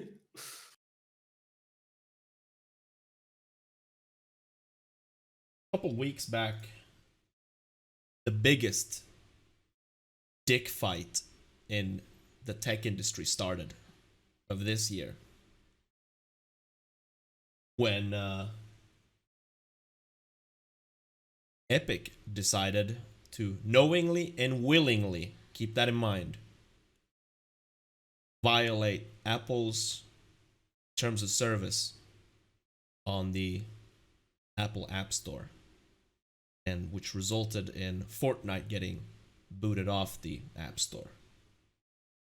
Do you know what the thing they actually did was? Because I never actually got that. So yeah, to give context to the situation, if you are a developer and you want to sell your game on the Apple Store or App Store, and let's say you have microtransactions in that game, in order for you to sell all that, you need to abide by the terms. And when I download your game and then I buy 10 golden nuggets in your game with $100, per Apple's own terms of service, I have to buy them through Apple's own payment system, where Apple takes 30% of my purchase. So the developer gets 70%, Apple takes 30%.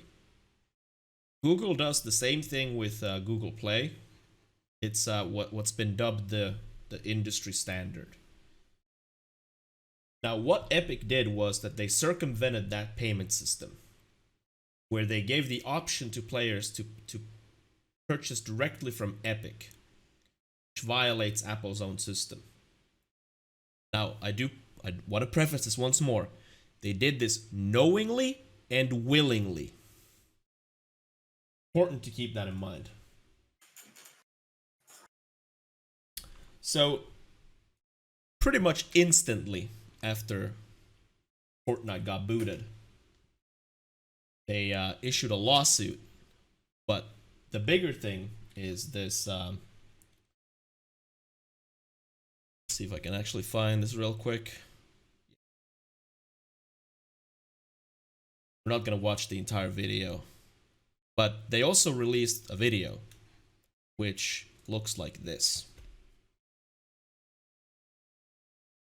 I'm not gonna keep the sound on it because it doesn't matter. This video is a parody of Apple's own advertisement from the 80s. And the important part is this. Epic is essentially goading people to take their side. I mean, they're honest here a little bit. Epic Games has defied the App Store monopoly. In retaliation, Apple is blocking Fortnite from 1 billion devices. I mean, billion, come on. Join the fight to stop 2020 from becoming 1984. What they're referencing here is George Orwell's book, 1984. And then, of course, hashtag free Fortnite. Number 1. Never take any side in these sort of fights. Epic don't give a shit about you, me, or anyone else. What they want is more money. Free, and it's very simple. Apple, of course, they booted them off because they knowingly and willingly broke the rules. Epic is they filed a lawsuit, and then Apple retaliated some more with essentially threatening to remove Epic as a developer for the App Store, which would mean that they would lose the Unreal Engine on the App Store. Because if they don't have the developer status, they can't update the Unreal Engine as time goes on. So as time goes on, it becomes obsolete. Now, I think a New York judge ruled that they can't do that. So Unreal Engine stays on the App Store. What do you mean they can't do that? It's seen as they're destroying other businesses. There's like unrelated to Epic, there's other developers who are using the Unreal Engine. So those people would also get shafted if Apple decides to not give Epic the developer status. I mean, take it away. Yeah. I mean. Microsoft also decided to hop into this shit, issuing basically a letter to the judge pleading for Apple to not have the right to remove Epic as a developer, and then they got their wish. People saw that as Microsoft taking like the stance of the people, but let's not forget here, care about one thing and one thing only: get the monies.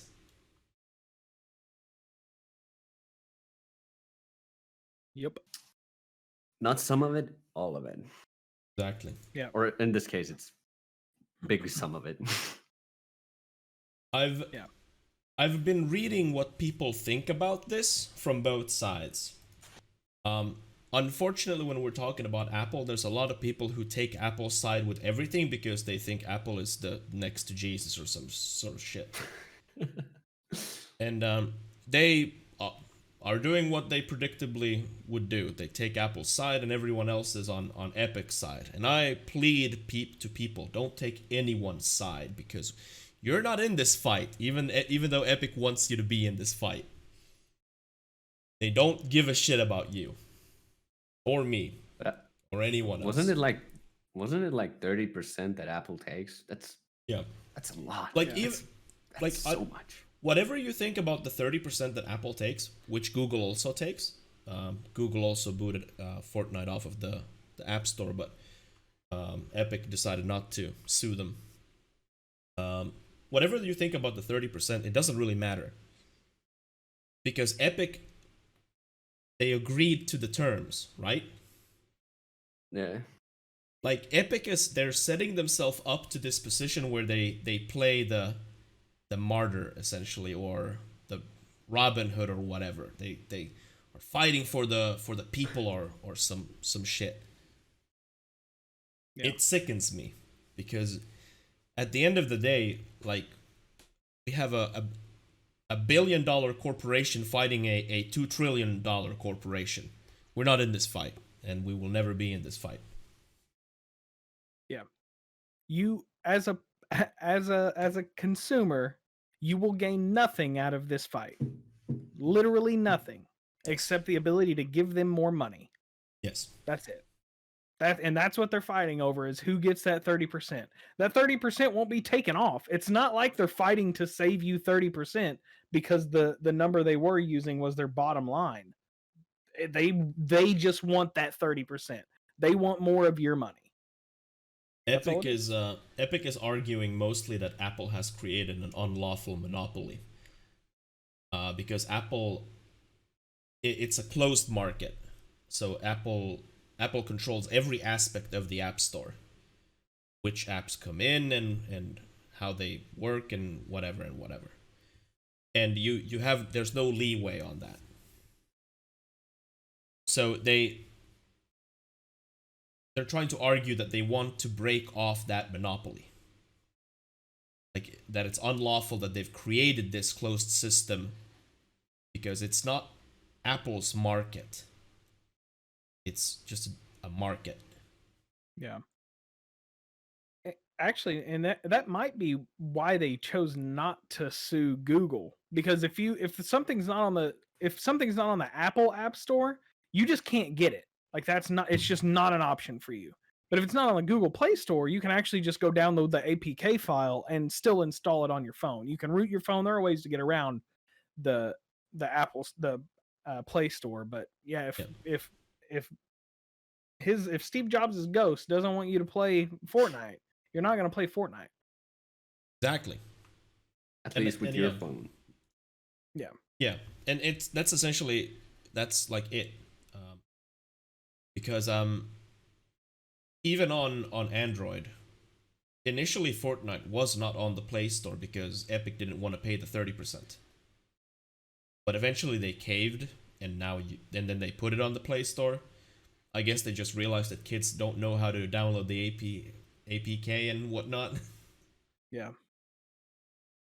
I mean, the weirdest part about it is, couldn't you just go to their website and buy it?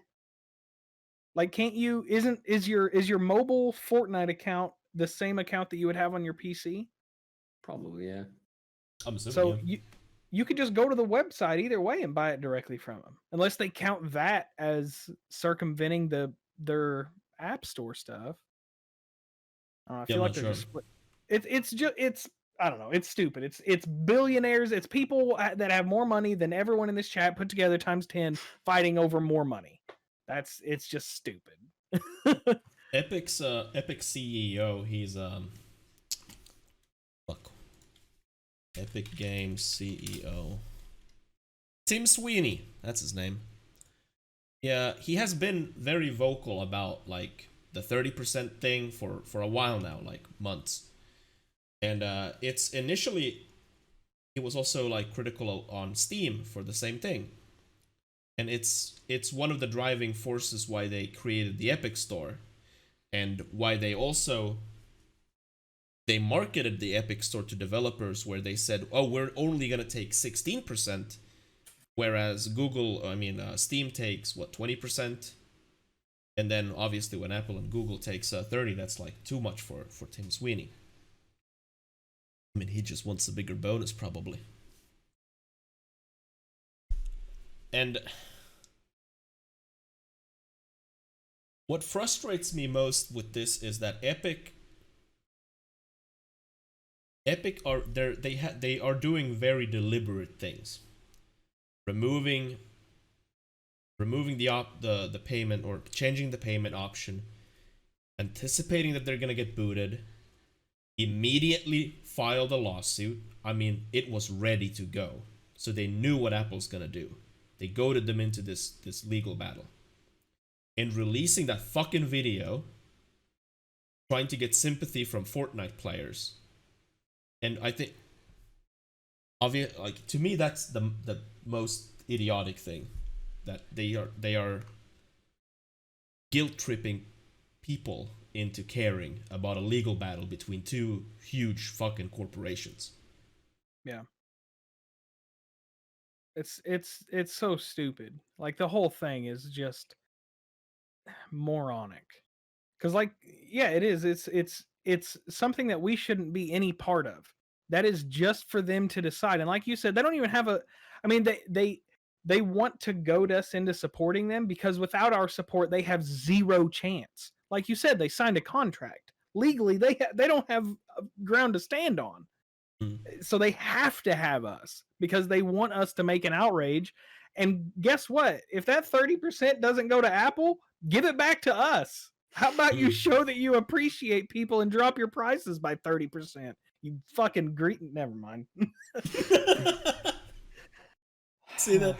I saw a couple screenshots when they changed the system. So they even like on the app itself, when you went in to buy the V-Bucks, the top thing had like the regular one, what it used to be like, and then lower behold, like under it was like 30% less.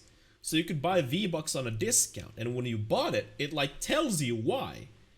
Like this is with this payment method you're paying straight to Epic and not to Apple. And like obviously people click that shit because it's 30% off. Yeah. And I mean I hope people don't think that if Epic wins somehow, then all the V-Bucks are gonna be cheaper. Because if Epic and if they win somehow, they're gonna just put the price back up where it was and just take the extra 30.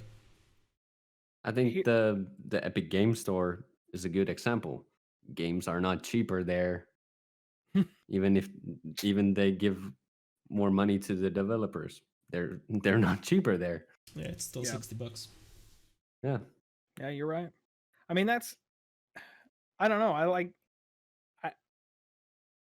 On the one hand, like I get where they're coming from, but on the other hand, like no one's making you put your game on the App Store.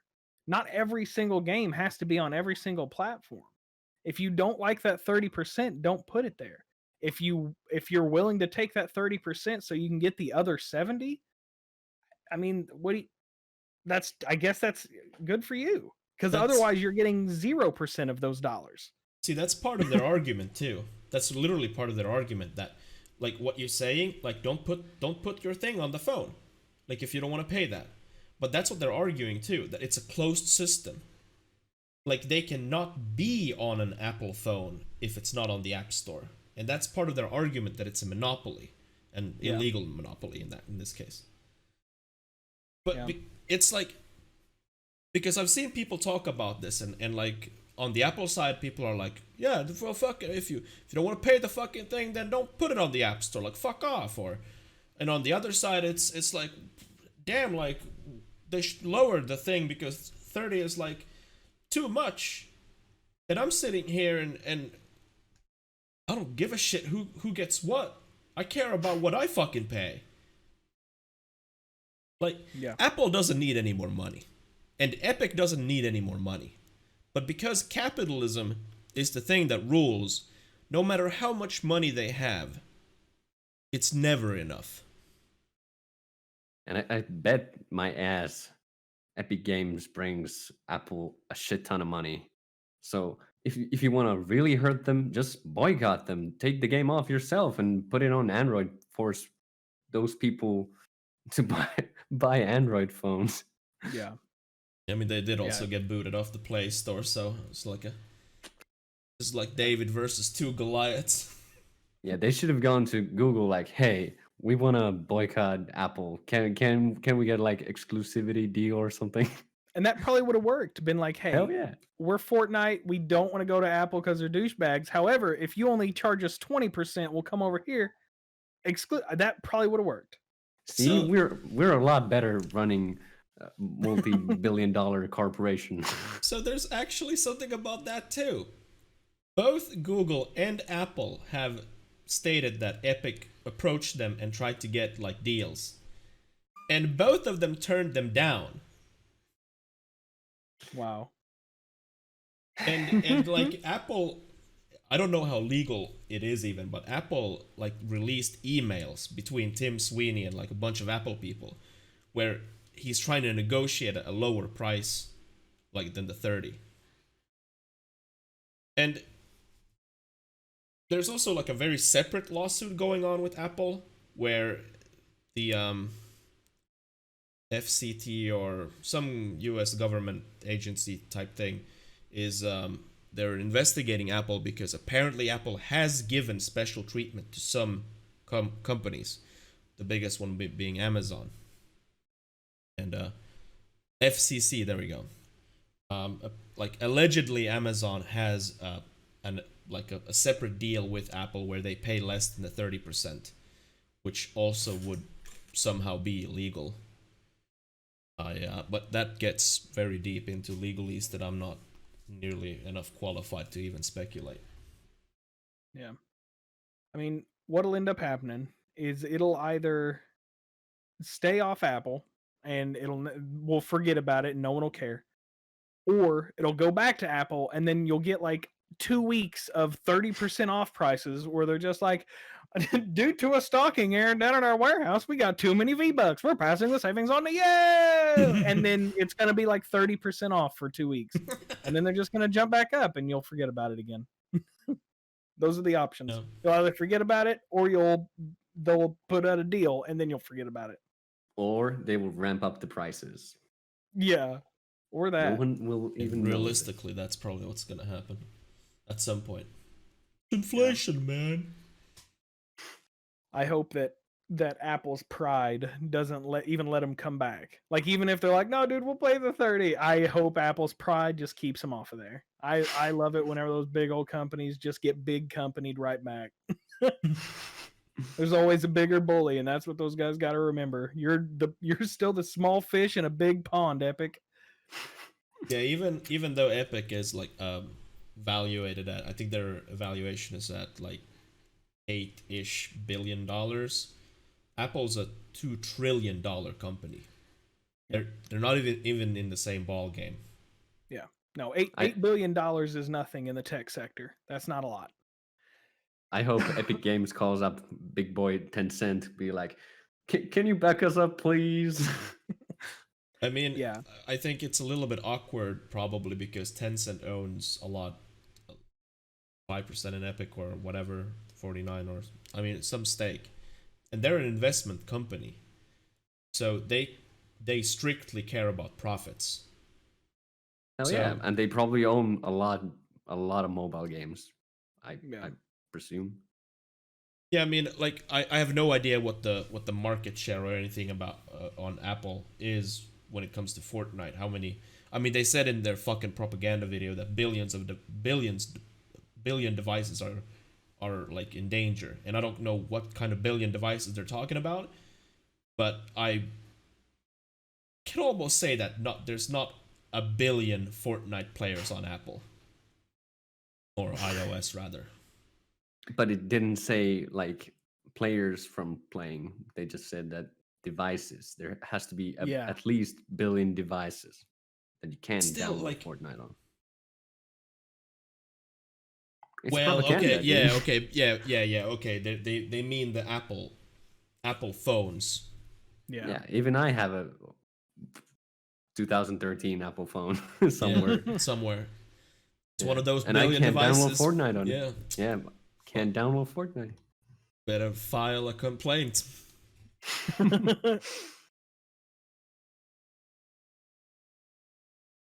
Yeah, you can also say that Apple holds the monopoly, and that is like the major argument that they're doing is that the App Store itself is a closed system, a closed market, and is solely under Apple's control, and that is creating that monopoly, and they don't agree. That's where they're going to get shafted, honestly, in that's not technically a monopoly. Like, they don't have a monopoly over cell phones, they have a monopoly over their own devices. So like they own that software, they own that hardware. So to say that they have a monopoly over their own equipment is kind of a misnomer. So that's what I don't like understand in like a legal case when you're talking about the market. Is the market part of Apple? Is it Apple's market or is it just a market? Is and monopolies now are much much harder to define than in the past. And the only reason I know anything about them is because we used to have a telecom monopoly in our area, like right around the time that I started working, and there was certain laws to pass it because it used to be, and in some cases it probably still is, like a geographic thing. Like there's nothing Apple can do to stop me from buying another cell phone. Like it's not like every cell phone provider around here only serves Apple.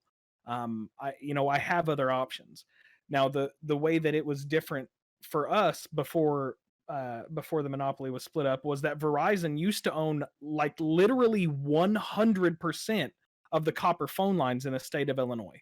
Like it was like a small percentage was AT&T, but in some areas like our area, it was 100% Verizon, literally a monopoly. And they actually forced them to start leasing their lines to other companies. So that's like a physical limitation, but there's really nothing stopping me. Like Apple isn't a market, that's a brand, that's a product.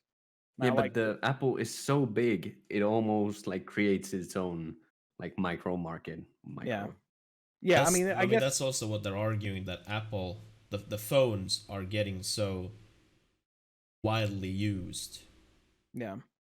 And I mean, I understand what you mean. Like you could go get another phone. You don't have to use Apple.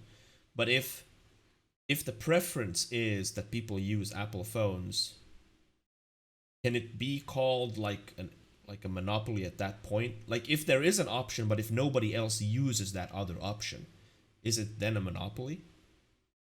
I don't know. I would think not, because you have the other option. It's not Apple's fault that you're not picking it. Like even though it's not a good option, because around here, whenever they force people to start spreading it out there, it wasn't good.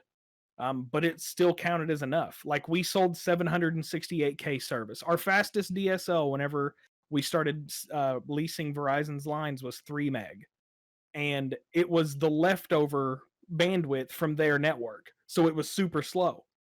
But that counted. So I would think that that's enough. Even it's like I said, it's not Apple's fault you don't prefer Android products. They can't do anything further to make you want to do that. You have access to the alternative.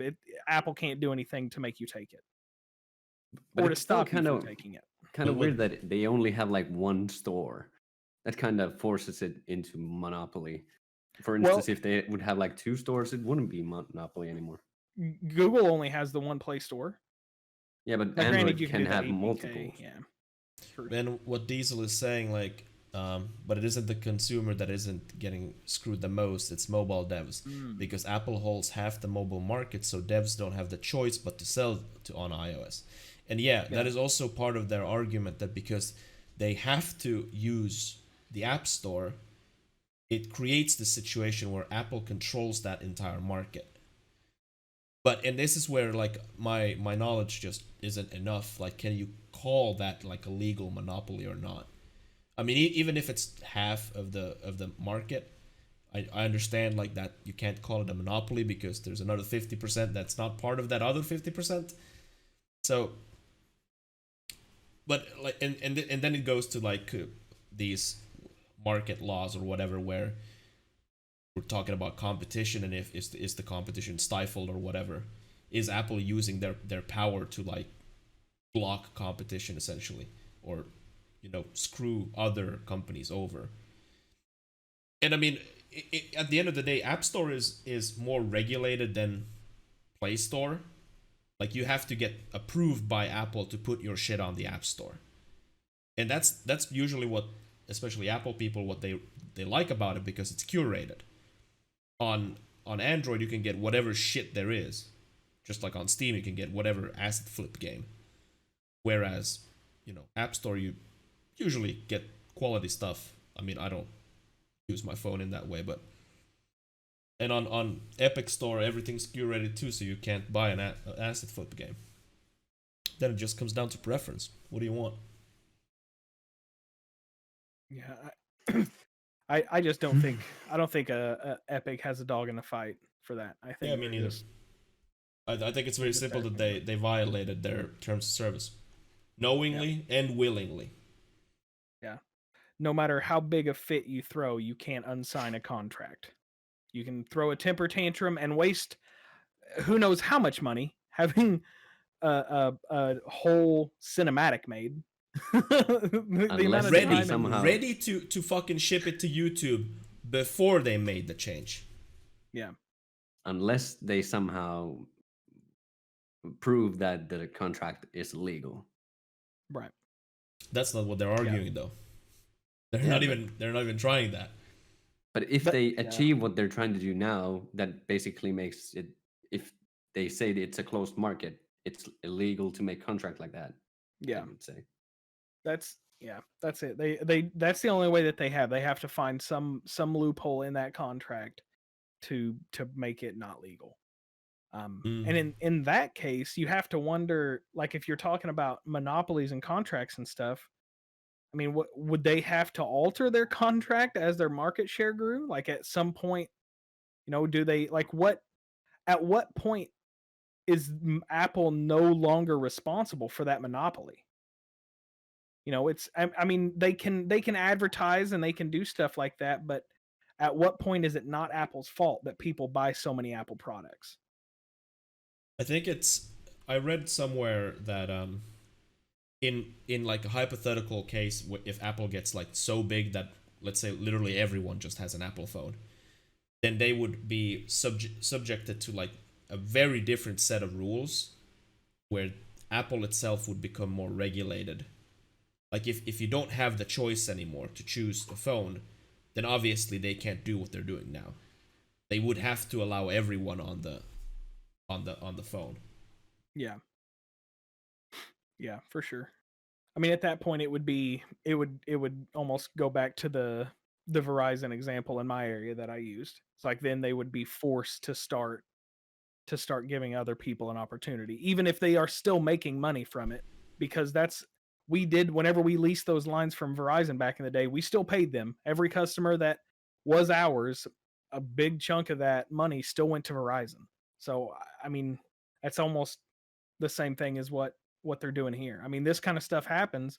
It just sucks that Epic is too big a baby not to just pay it. I mean, it happens. It's not a video game specific thing. It happens in a lot of places. If you use someone else's resource, even if it's just a platform, you pay for it. Yeah. And like that's why I'm more annoyed at Epic, because I mean they're going so much against the grain, and it feels almost like they're it feels like really forced. Yeah. And I at least like to say that I see through them. They want off the App Store, but they want to be on Apple phones, and they want that 30%. Yeah. And that's their end goal. I think if this had come up before they put it on the Apple Store, like if they made an announcement that said, hey, we're not going on to Apple Store, here's why, I would way, way, way prefer that over them signing a contract and then throwing a temper tantrum. Oh yeah, definitely. Because then at least it's like, okay, well, you're not breaking the law, and yeah, that is really high. Thank you for bringing that to our attention. But they purposefully broke the contract and then want us to be outraged about it, and that just seems like bullshit to me. Indeed. In conclusion, fuck Epic, fuck Apple, fuck Google, and fuck China. And Activision. Let's just throw them out there. Yep.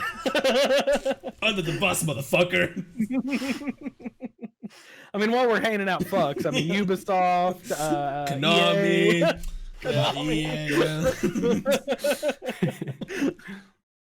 No, as long as we're just tossing them out there, you got to get the classics in there. Yeah, exactly.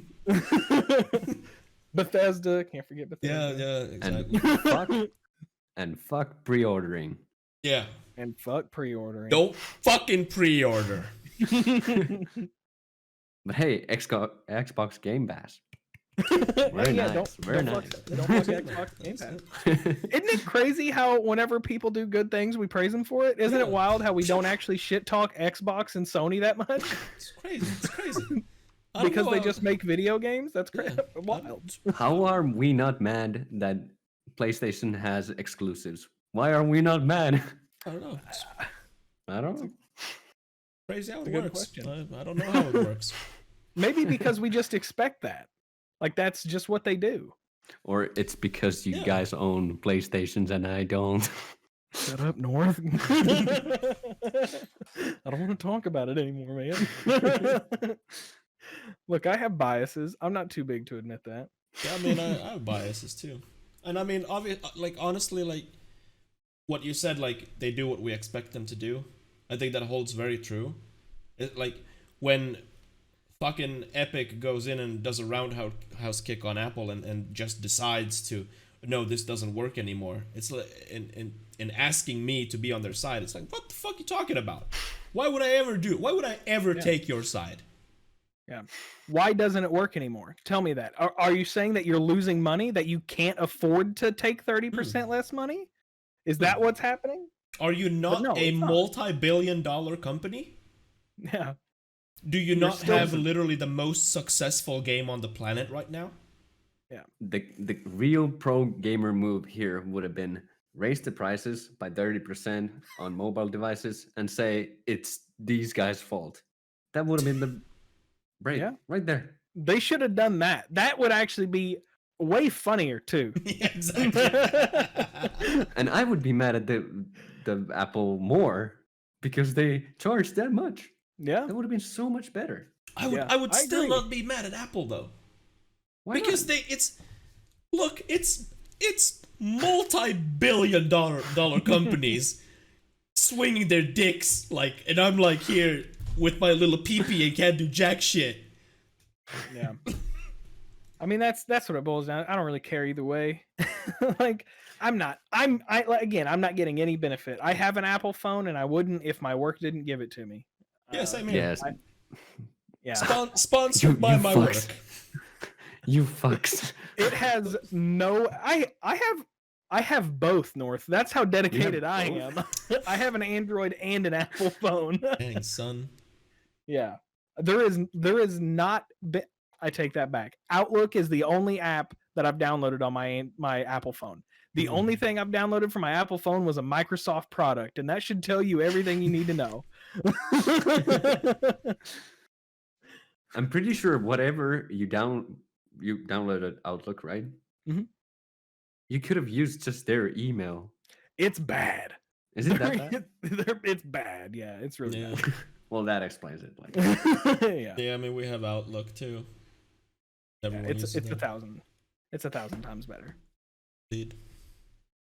But yeah, even then, I could get by, and I did for several years. For probably the first 5 or 6 years I had it, I just didn't. I just used the regular one, and then I tried Microsoft's the Outlook app, and I was like, wow, what an idiot. What a dum dum. Yeah. Thanks for watching, everyone. Yeah, that's where we're gonna end it up. yeah. Thanks for stopping by. Go listen to Simlish music. That's what I'm gonna do. After this, I'm gonna go look up if there's any just real bangers. The Katy Perry was good. That was a good one. Yeah, it was surprisingly catchy. Yeah, maybe you guys should go watch up some Simlish. If you're not Yeah. sure what to do after the podcast, go listen to some Simlish music. Next month we'll be back. Second and fourth Wednesday. That'll Gonna be hell of a fucking doozy for me, but I'm gonna try to survive. That'll be on 9th the and 9th. 23rd. Yep, 9th and 23rd. All right. Yes. Exactly. It's the truth. And Smile and wait. I've probably played a new game by then, maybe. Kind of lost interest in playing games, honestly, but I'll try my best to play some games. Is that Dan Corona? Yeah. Well, stay inside, stay safe, and Wear your mask. Wear a mask, yeah, and don't fucking party. All right, I love you. Bye. Bye. Bye.